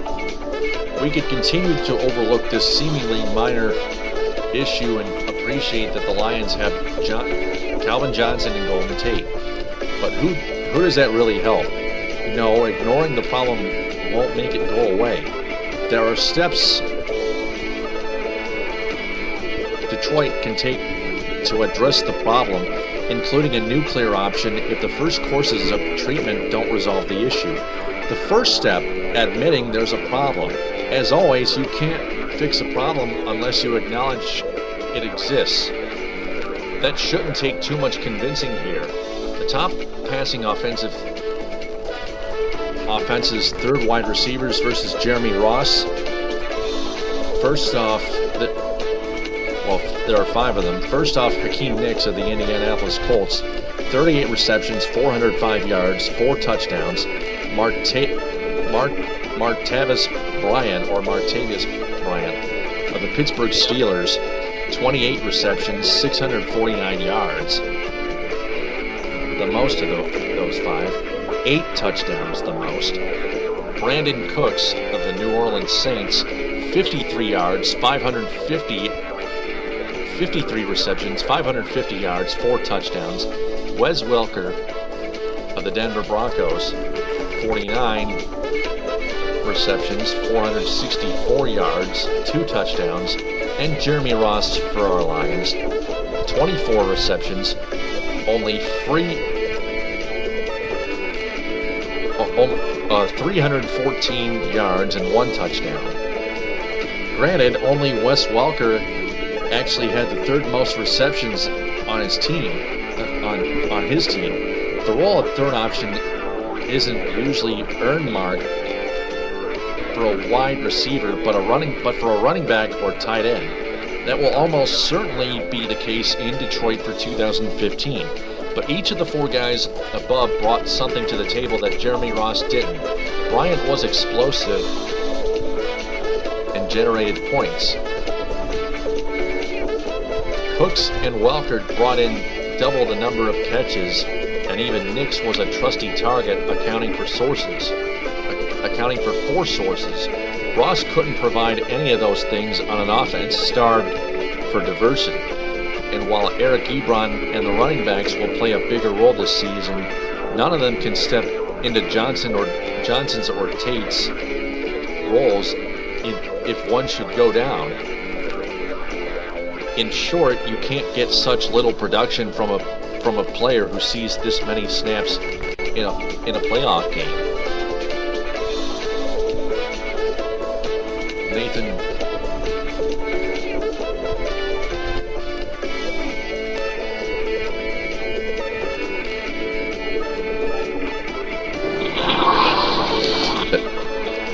Nathan Johnke on Twitter tweeted, Lions first half wide receiver snap count, Golden Tate 37, Calvin Johnson 35, Jeremy Ross 24, Corey Fuller 9. Second step, checking in on development. There aren't many outside options at this juncture. The best solution for the Lions' sake had better rest somewhere on their roster because things get gloomy otherwise. The first choice on most message boards and Lions Twitter is either Ryan Broyles or Corey Fuller. Considering how the coaching staff has treated the two in the past and at a recent minicamp, it looks as if Fuller is in the lead. With Calvin Johnson out, receivers were Golden Tate, Corey Fuller, and Jeremy Ross. Fuller brings the height, 6'2" in speed, 4.33 4-yard dash at the combine that screams develop me, and Detroit is banking on him being ready to grab this role. In Detroit's heart-stopping win over the Falcons with Johnson out, the Atlanta Falcons, Fuller was Detroit's second best receiver in terms of production and on tape. However, he has to do a better job of creating separation, which should come with a better understanding of when to make cuts in certain routes.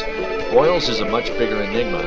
He's universally loved for his sure-handedness, but the team kept him tethered to the sideline, presumably because he suffered an Achilles injury the year prior. He must regain explosiveness out of his cuts. Otherwise, he might not finish out of his rookie contract. Additionally, T.J. Jones also brings intrigue and mystery. He's another 6th-rounder like Fuller, but he was drafted based on college production, 120 catches his last 2 years, and steady hands overall athleticism. He's the wild card of the bunch. Of course, there's also room for Ross to improve. The coaches felt the most comfortable with him out of those above who are healthy, so he has a leg up in that sense. Yet it's a stretch to give him the same receiving ceiling. If Ross sticks, Detroit had better hope it's much closer to the bottom of the depth chart. Third step, scan the waiver wire. Detroit has taken this step already without waiting to see if the second step will work. Now the Lions are hoping that effort at least provides a safe backup should the youngsters fail. Like Lance Moore, who they signed from the Saints. Obviously, Lance Moore's time with the New Orleans Saints should benefit him in terms of route running and familiarity with the offense. And the Oakland Press's Paula Pash noted he was a knack for creating separation and has great hands and enough speed to make the roster based on her practice observations.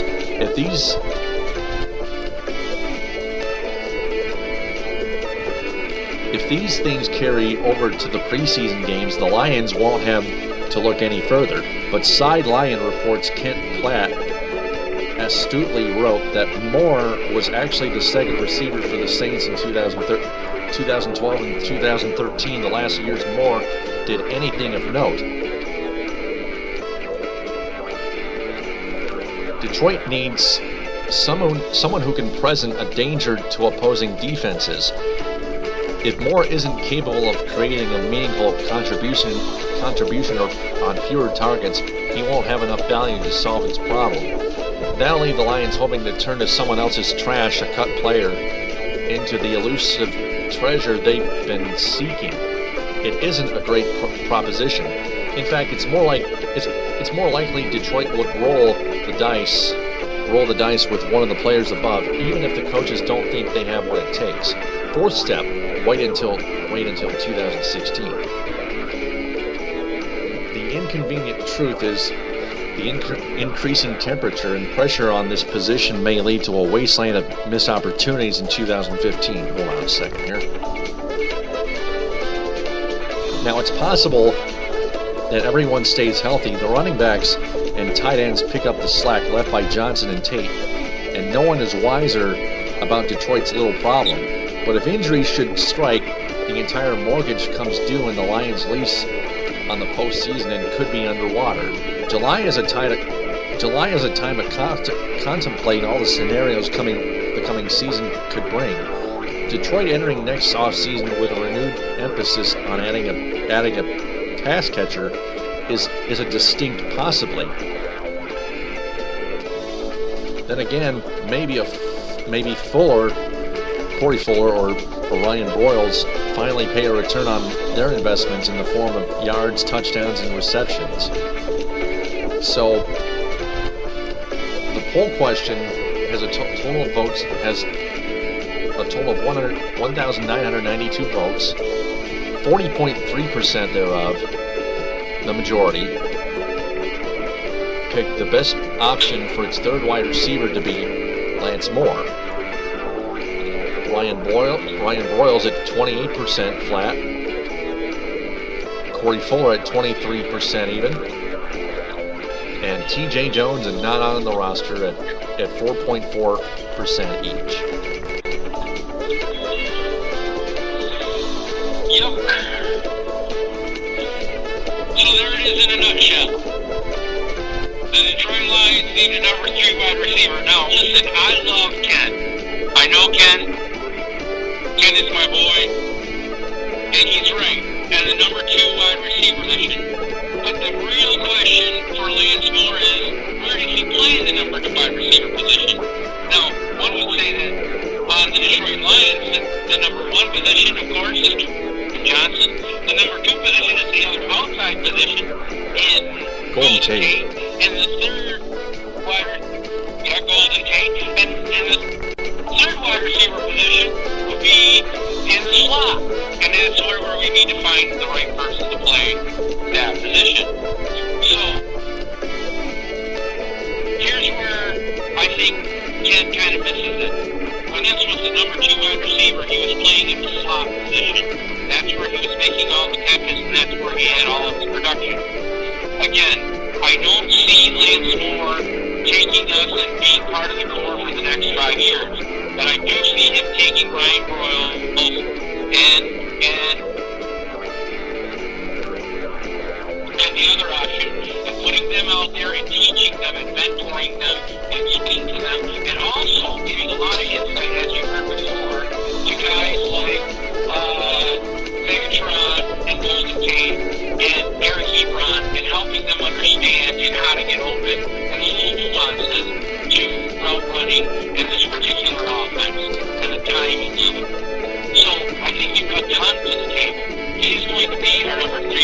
receiver to start the season. Whether or not the guys that we have again invested in, and again, I'm going to cheer really hard.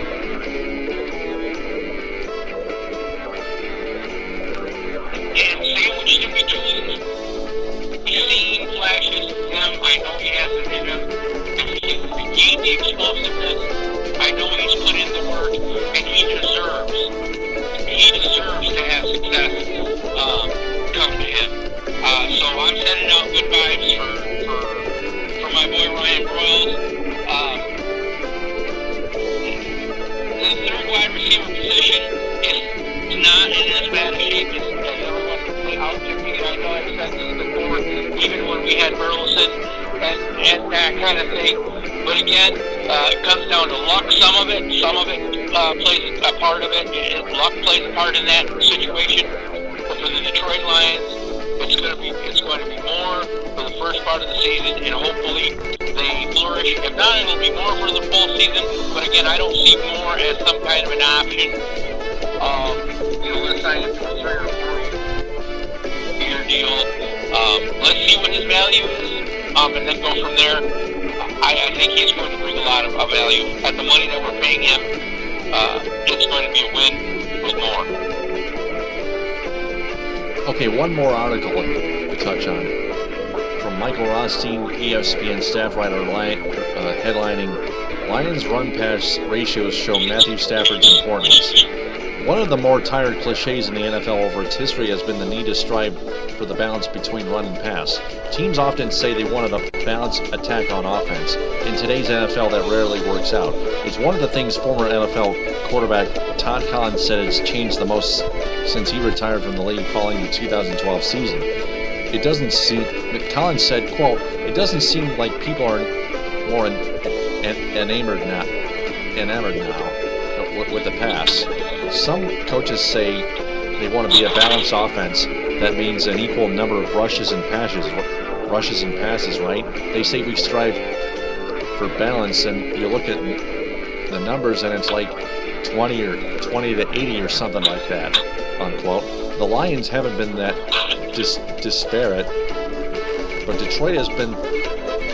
But they have thrown the ball more than they have rushed it every season since 2001, according to ESPN stats and information, because they had no offensive line. Of course, the closest the Detroit Lions have come to balance was in 2004 when they ran the ball 407 times and attempted 505 passes. In Detroit's more successful seasons, the Lions have trended much heavier toward the pass.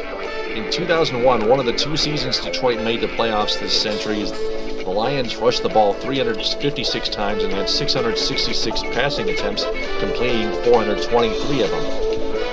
Last season, Detroit ran the ball 396 times and threw it 604 times, completing 365 passes. So while the Lions appeared to focus their draft on improving a run game that had its worst yards per carry since 2003, don't expect to see a massive play call shift. None of those numbers include sacks taken either, which would push the potential pass numbers higher. Taking sacks out of it, Detroit has run 38.7% of the time since 2001 and passed 61.3% of the time. A 50-50 split hasn't been typical for Jim Caldwell historically. In his 3 seasons as head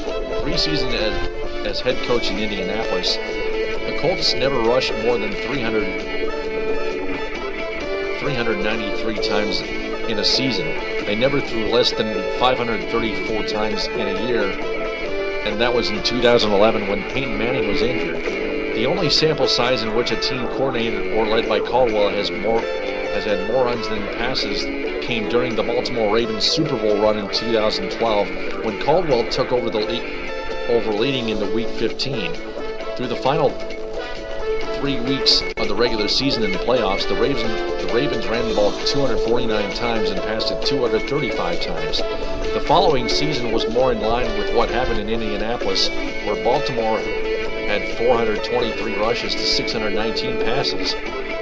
proliferation of passing in the NFL since 2001 has led to a change in the NFL. Something Elvis Grbac, who retired after the 2001 season, recognizes as the biggest shift in the league. Grbac said, quote, "It's all quarterbacking. I got in a league where Drew Bledsoe was starting to come in and just in the last 10 years, retired since 2001, so it's been some time. But just the league in general, it's quarterback driven.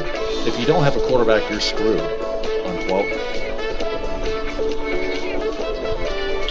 Of course, Grbac means not just a physical being who can play quarterback, but one who can succeed at the position. This is nothing new as the league has transformed from one in which running backs were premium performers to one where almost every team uses some sort of platoon in that position. Grbac likes Detroit quarterback Matthew Stafford and believes the former Georgia star has shown development over the past couple years despite playing in a new offense with a rotating cast of rushers and pass catchers. Asked how many teams he believes have quarterbacks who can win games, he didn't give an exact number. Instead, he focused on teams and quarterbacks that are consistently in the playoffs. That is his barometer. He said, quote, "If you're not in the playoffs on a consistent basis and really competing for a Super Bowl, that's what it really comes down to. The guys who truly are the franchise quarterbacks have Super Bowl rings. That's just the nature of the league," unquote. The Lions have made the playoffs 2 of the past 4 seasons. They have never been to the Super Bowl. End of that article. So it's time for all that to change. Here's the thing. Here's the deal with the whole quarterback issue and run versus the pass and whatnot. I think the league is cyclical. I think that the league,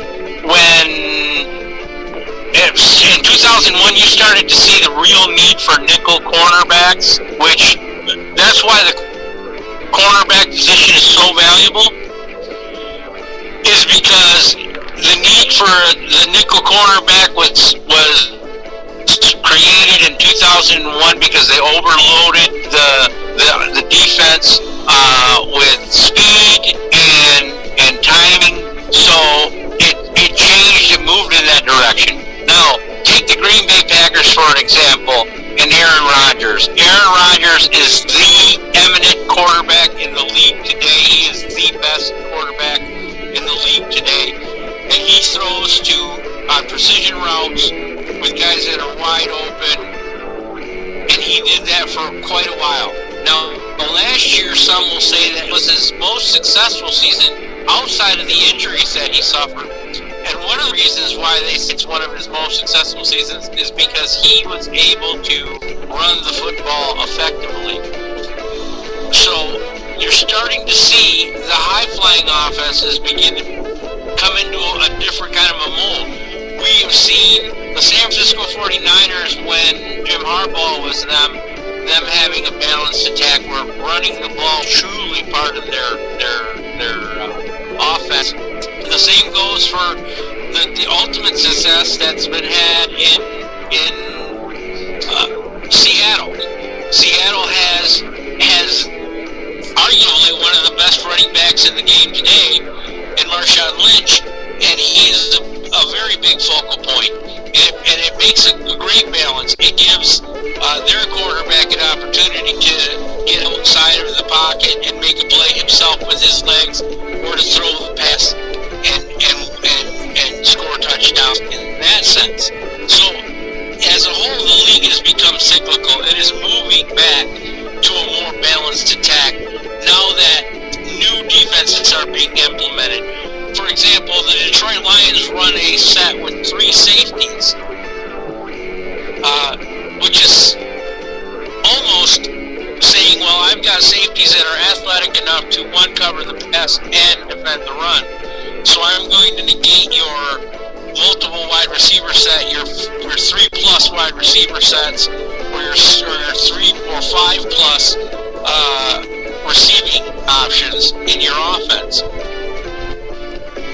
So again, what we're seeing is we're seeing the evolution of football. We're seeing it change in that direction. So I think it's much ado about nothing as far as the pass and whatnot when it comes to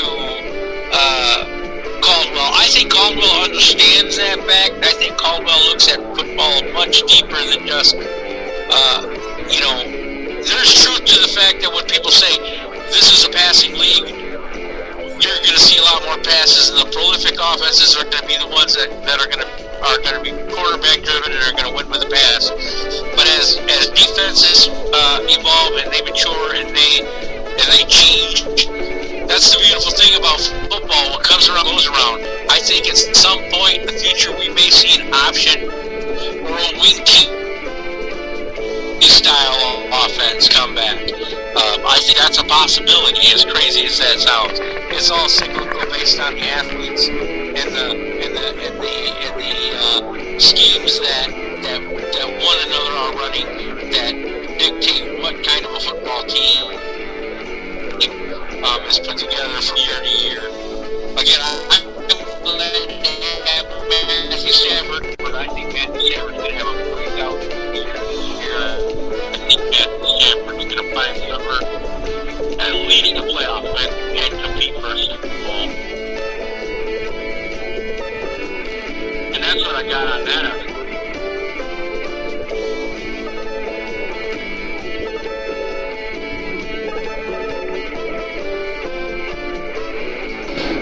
Okay, we have just less than an hour left. Why don't we switch over to the Red Wings here? They have signed Gustav Nyquist to a 4-year extension worth $19 million and have signed Mitch Callahan, forward, and defenseman Nick Jensen, and agreed to terms on a 1-year deal with defenseman Nick Jensen. My question is, are they already set? What are they going to do with Tomas Tatar? Are they going to keep him, or are they going to save more money? No, I think they'll take Tatar. I think they were hammering out the number. But I would say that, yeah, for the most part,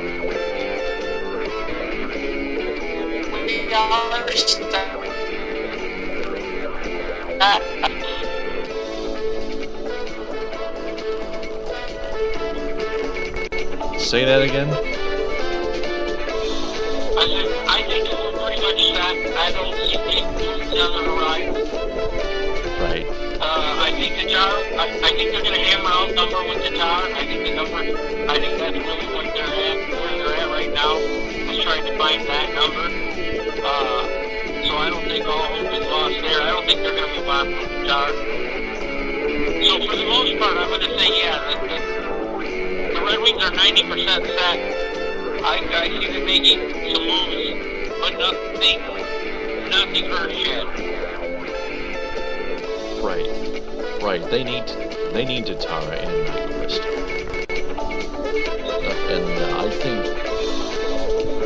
and I think they have a really good roster with after they added Mike Green and Brad Richards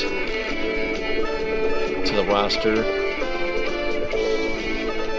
Mike Green's going to wear the number 25 and Brad Richards is going to wear the number 17 instead of the number 91, which they will likely retire for Sergei Fedorov after he was inducted to the Hall of Fame among 9 or 10 2002 Red Wing Stanley Cup champion Red Wing players, including Nicholas Lidstrom, Brett Hall, Luke Robitaille, Dominik Hasek, etc.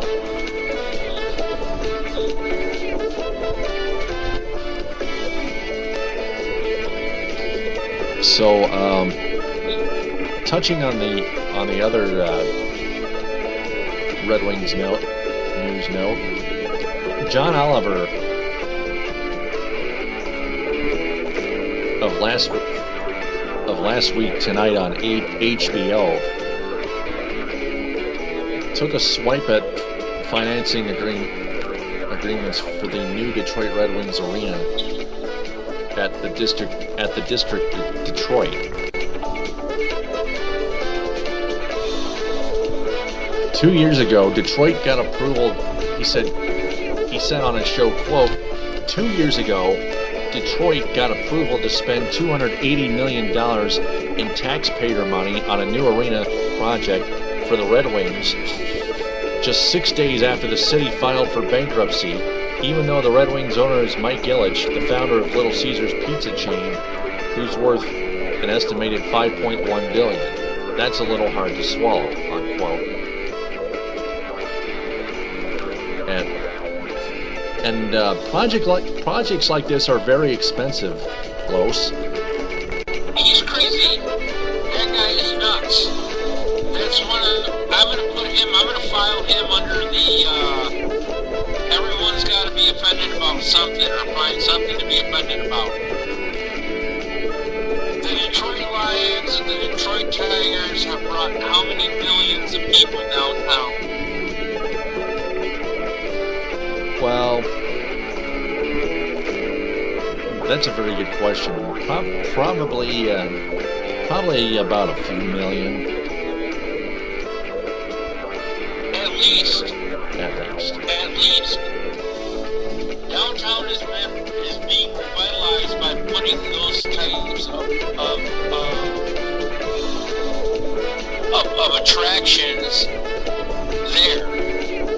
It is creating revenue for the actual city of Detroit. The investment of the $288 million is a drop in the bucket compared to what it's going to do for the economy.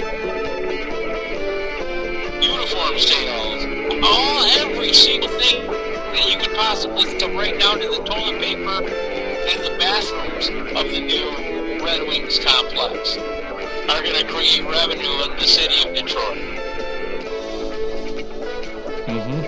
Now they want Ilitch to fit the bill. They want Ilitch to pay for it. Well, again, he's going to pay his fair share. He's not putting it all on them. The community, I think, needs to invest in solid investments, not in some Ponzi scheme retirement program that's going to fail. We need hard assets in the city of Detroit to create revenue. That's true. That's money well spent. Yep.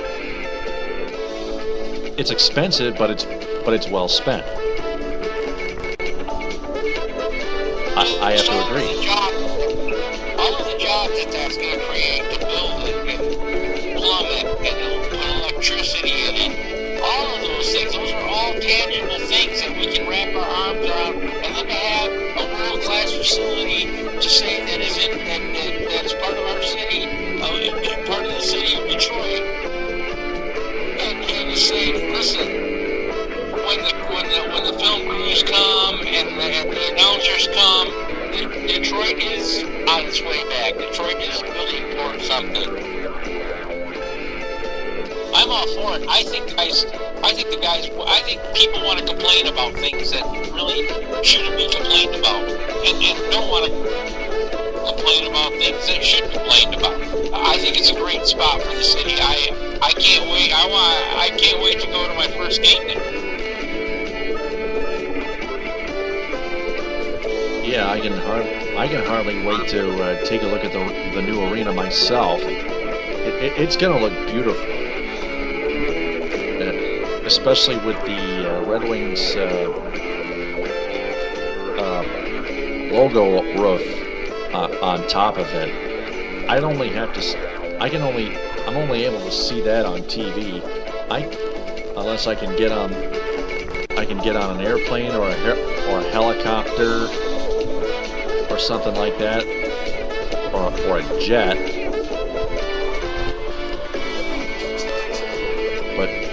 But yeah, they'll take pictures of that roof for sure. It's part of their work, part of their framework that they're going to put inside that arena.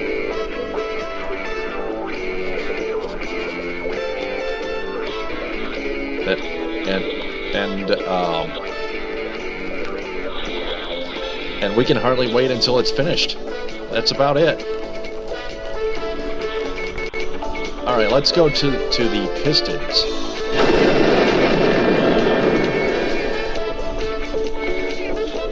The Pistons have talked with center Andre Drummond on a new contract extension. There was an article that said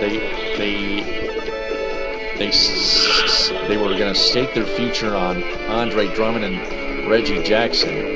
Also, former Piston Caron Butler agreed with the Sacramento Kings on a 2-year deal. Plus, the Pistons have traded power forward Quincy Miller to the Brooklyn Nets for point guard Steve Blake. I think that's a great trade. I do too.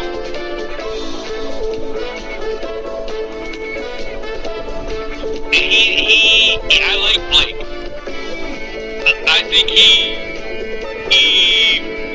I think he has a role somewhere on the team. I like the trade too.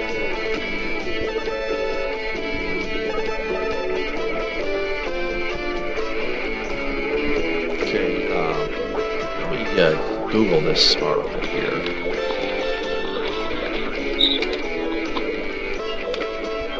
Pistons State future. I'm curious to see what is Stan Van Gundy building. I still don't see it. I mean, is this going to be a grind-em-out defensive team winning games 76-68, or is this going to be a high-flying, score a lot of points, 111 to 96 basketball team? But I like the last trade. I like the Blake trade.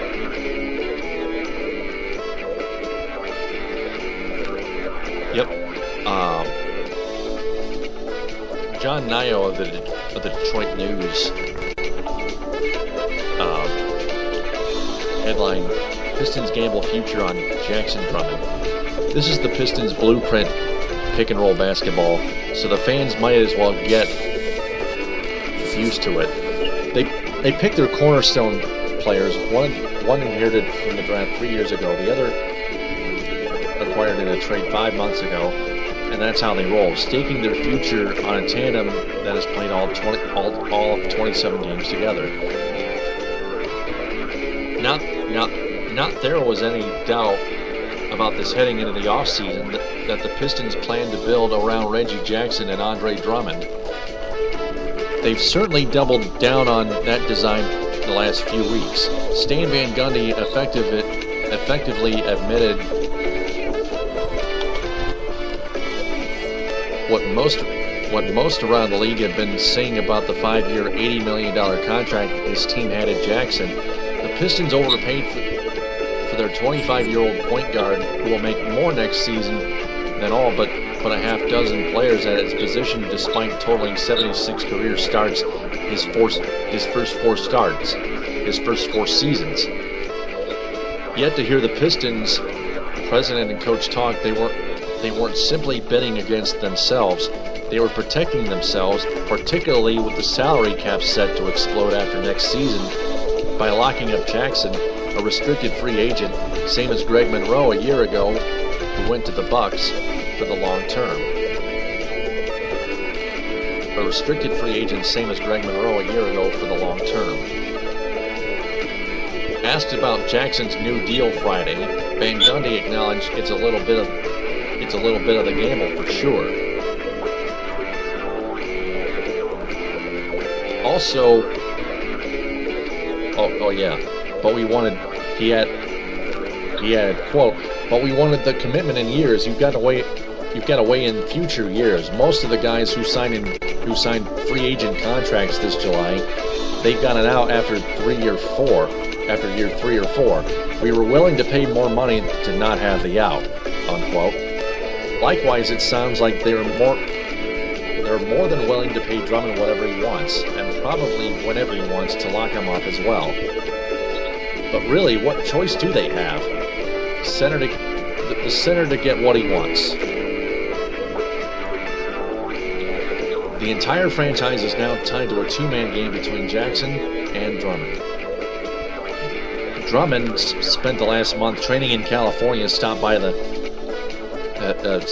final Summer League game in Orlando, Florida on Friday. He appears fully engaged, and that's important since the team will be fully invested before long. Van Gundy, who was back at the Palace introducing newly acquired forward Marcus Morris,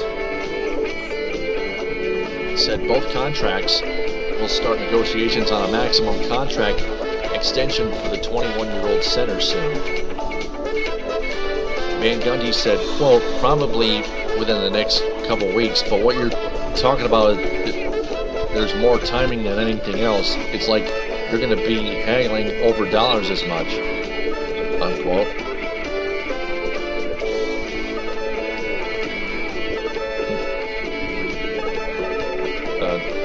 No, one way or another, Drummond, who turns 22 next month, will get his 5-year deal worth $120 million. With $120 million. Owner Tom Gores already is on record saying Drummond's a max player, and he'll probably become one before the October 31st deadline, though he'd be doing the front office a cab accounting favor by holding off until next summer. As for this summer, Van Gundy's not ready to declare it a success just yet.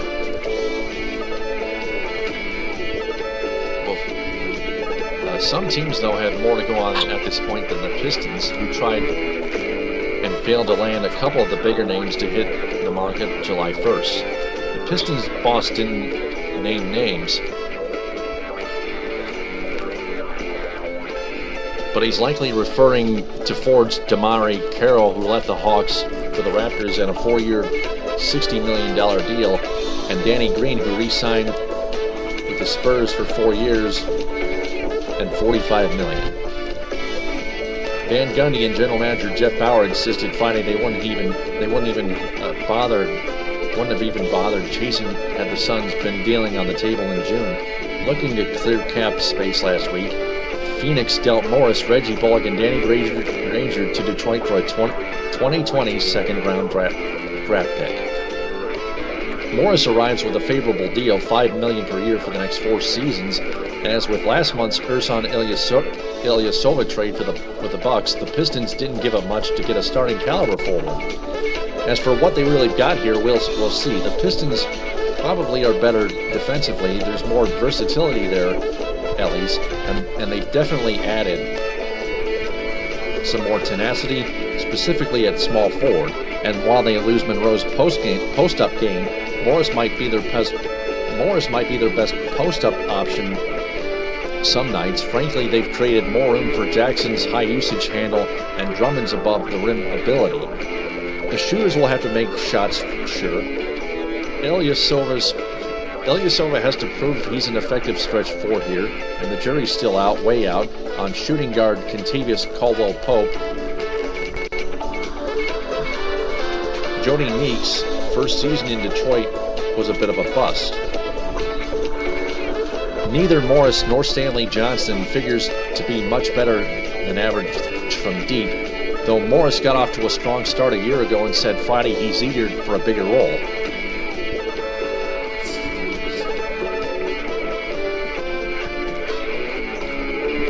Morris said, quote, I never felt like I had a chance to grow as a player over there, unquote, he said of his time in Phoenix. Growth was a word Van Gundy kept coming back to Friday as well. Van Gundy said, quote, I think when you're building those through young guys, and we're still going to be very, very young, it's important that those guys continue to develop, unquote. If they do, his team could finally make a genuine playoff push next season, something the franchise desperately needs. But to do something more than that, they're counting on 2 young guys in particular to the tune of $200 million or so. And yes, as Van Gundy says, that's a little bit of gamble, for sure. Now, touching on the trade, Marcus Morris was upset that the Suns didn't receive his consent before trading him to the Pistons, and he called it a quote-unquote a slap in the face. I want you to summarize all that.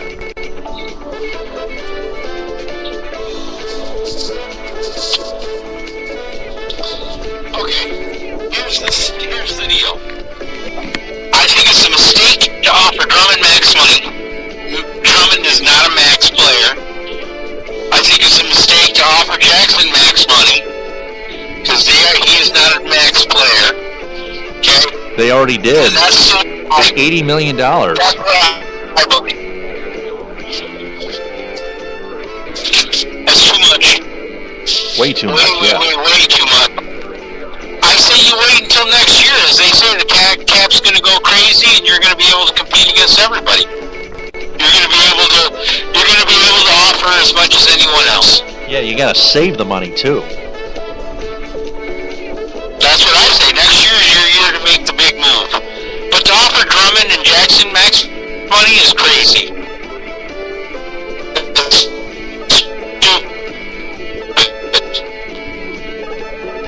Excitement in me. It doesn't create one bit of excitement in me.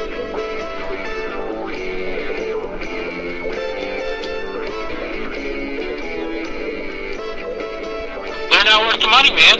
They're not.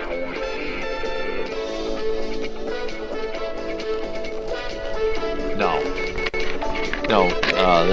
They are very great players, though, but they are not worth that kind of money this early. They of course they have to wait and see if they can keep on a roll and such. They have to keep earning their spot on the roster. Let me ask you a question. Does Drummond score 24 points a game?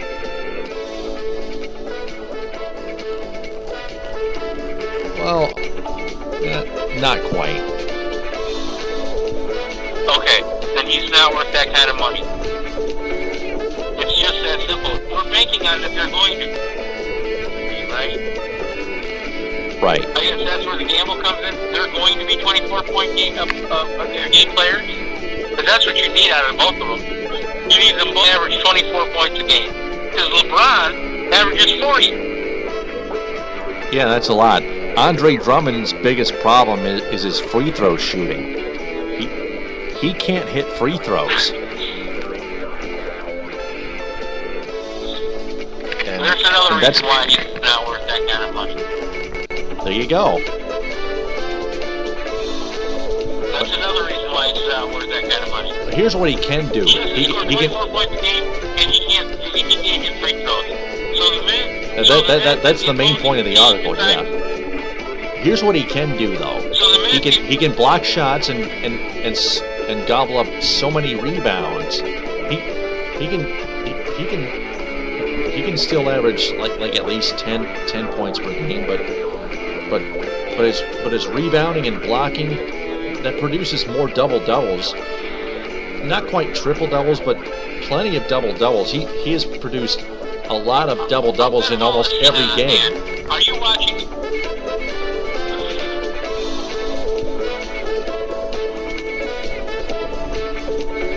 I'm not saying he's worth the money. He's not.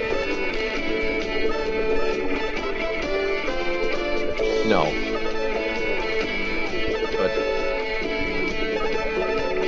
But he's one of the defensive assets that the Pistons need. Because the Pistons need better defense. They had been allowing over 100 points per game in most games last season, and that's unacceptable. You can't win games like that. He's a $30 to $40 million player. That's what he is. Yep. Not $80 million. Right. Not like Reggie Jackson. No.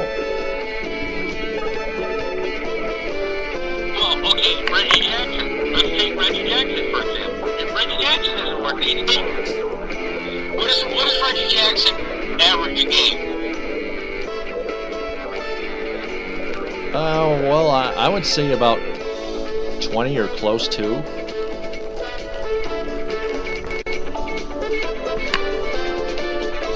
He's also he's an 18-point player. He's an 18-point player. That's what he is. If he's not scoring 24 points a game, then he's not worth that kind of money. Right. Yeah, as I look at his other numbers, his rebounds, and his assists, he even recorded a triple double. 5 triple doubles actually in his entire season. You know what? And I hope I'm wrong. I don't think I am. Again, that's way more money than that needs to be spent on those two. You're right. And we should wait until next year to really throw our boots in. I would say to those two guys, and with no disrespect, because I don't really believe they're going to go anywhere else and get any more. I really don't. Because as it was, Monroe was supposed to be this big-time agent, right? And he was really like the ugly stepsister of the group.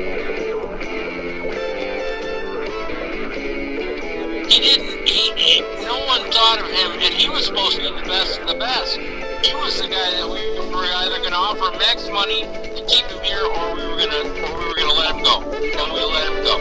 So now you're telling me that Drummond deserves max money, and that Jackson deserves max money? Come on.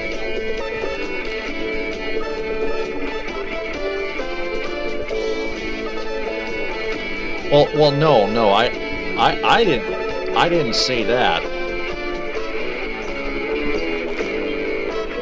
No, that's what Van Gundy's telling us. Right. Van Gundy let Monroe go. Van Gundy was at the crossroads where he could said to Monroe, "Listen, I'll give you the max deal. You get the max deal. You stay here. You can't make any more money anywhere else. And I'll make a financial commitment to you." And he decided not to do that. So Monroe took his show on the road. And he was viewed as part of the top tier of free agents that had come out in the NBA offseason. But he was really viewed as the fourth, because when he landed in New York, what does everybody say? Oh, well, he's not really a game changer. He's not really a nice player. So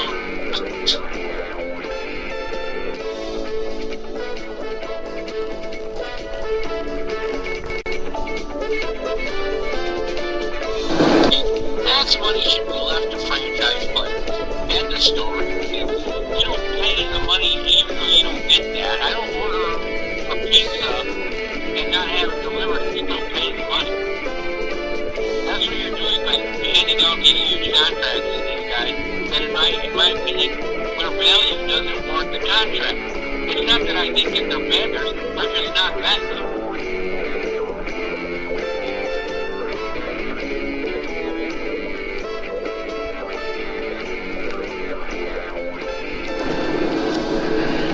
Yeah, quite understood there, Los.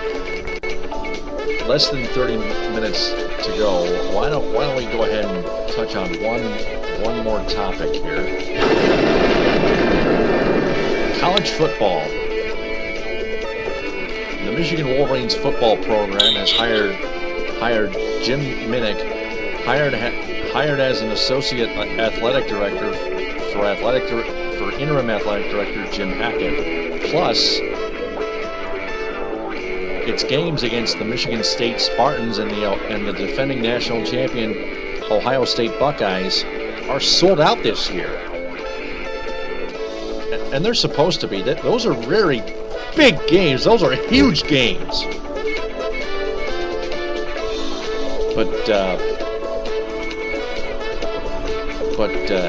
any opinions on those? Were they not sold out in the past? Not sold out in the past? Well, those are. Michigan, Ohio State is not selling out. Right.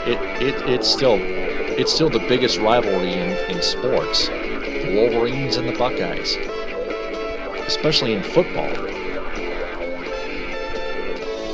Ohio State pretty much dominated Michigan, especially last year. Hiring the athletic director. Oh, the assistant athletic director you meant? Hiring the new athletic director, I think, was long overdue. Yeah. It was long overdue. It's time to bring in a new, program there. And Jim Harbaugh, of course, he's making everybody mad down there in SEC land. What was that like, camps? Yep. The Big Ten should be very, very, very interesting this year.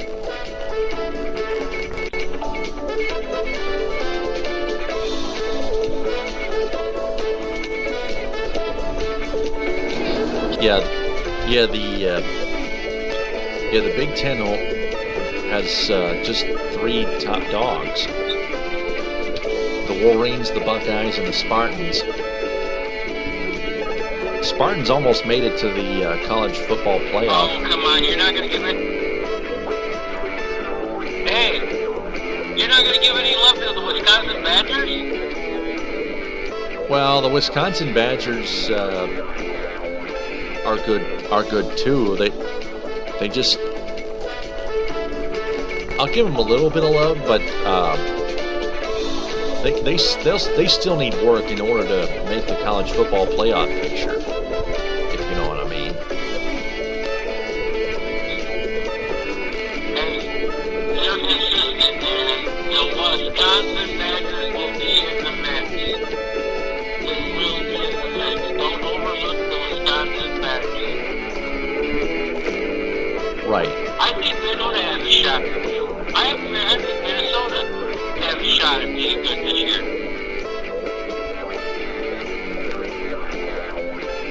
It's going to be a fun season. I can't wait. But you're right, Nick, that there are two teams. Michigan has not yet arrived to that party. Michigan has not yet arrived to the party we're talking about. They should be able to contend in the college football playoff system or any of that. I think it's a little too early. If Harbaugh puts together that kind of season, I'll double tip my cap to the guy. He's amazing. He lived up to the Savior moniker and the whole thing. But I think it's going to be, a 2-horse race. It's going to be between Michigan State and Ohio State for the crown for the national championship. I think we need to put them in the conversation. I think that Wisconsin is going to have a great year. I think that Minnesota can have a good year. We all are going to sit back and wonder what we're going to see out of Nebraska this year. I think Penn State has a chance to put itself in the conversation. It's going to be fun, man. I think it's going to be a fun year in the Big Ten. I'm looking forward to it. So we're looking at 5 teams that are good, that are at least good, if not great. That includes Minnesota. Wisconsin, as you pointed out,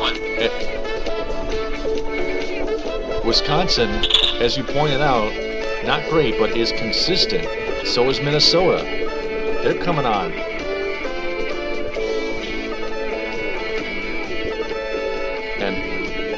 And stuff. Iowa is another. Iowa at least used to be good, if not great, in the past. Like a few years ago.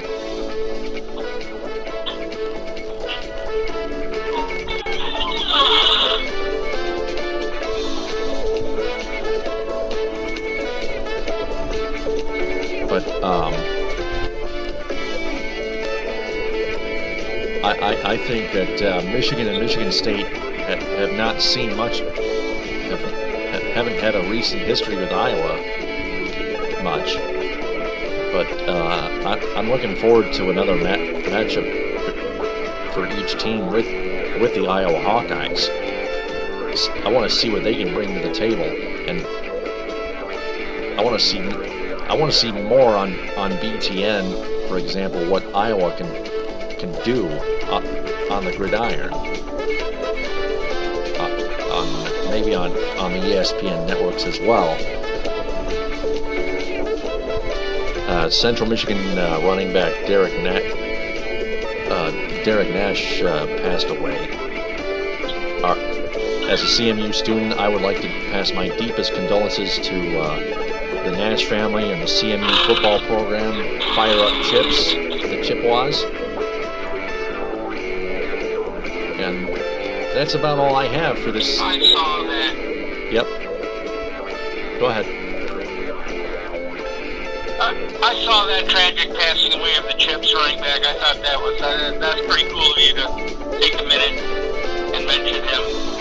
I just wanted to add to that a little bit, Taylor. But looks like we're out of time, huh?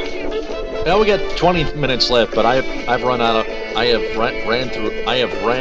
run through all topics. So I pretty much filled up the time. All right, my friend. It's good. Very good, man. Very good. I enjoyed the show today. Thank you for having me, as always. Yep. I enjoy it too.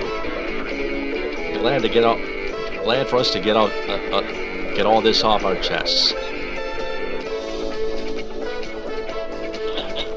Right? Our therapy. Our sports therapy. Yep.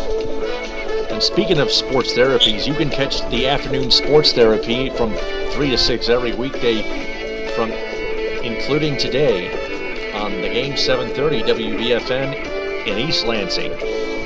On 7:30 a.m., you can download it on the Radio Pup app, or you can listen online at thegame730am.com. Carlos, it's been a pleasure. I'll talk to you again on episode 160. Very good, my friend.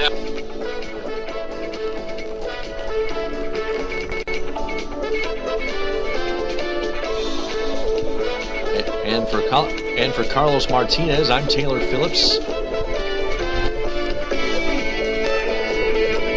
Signing off. TTFN, ta-ta for now.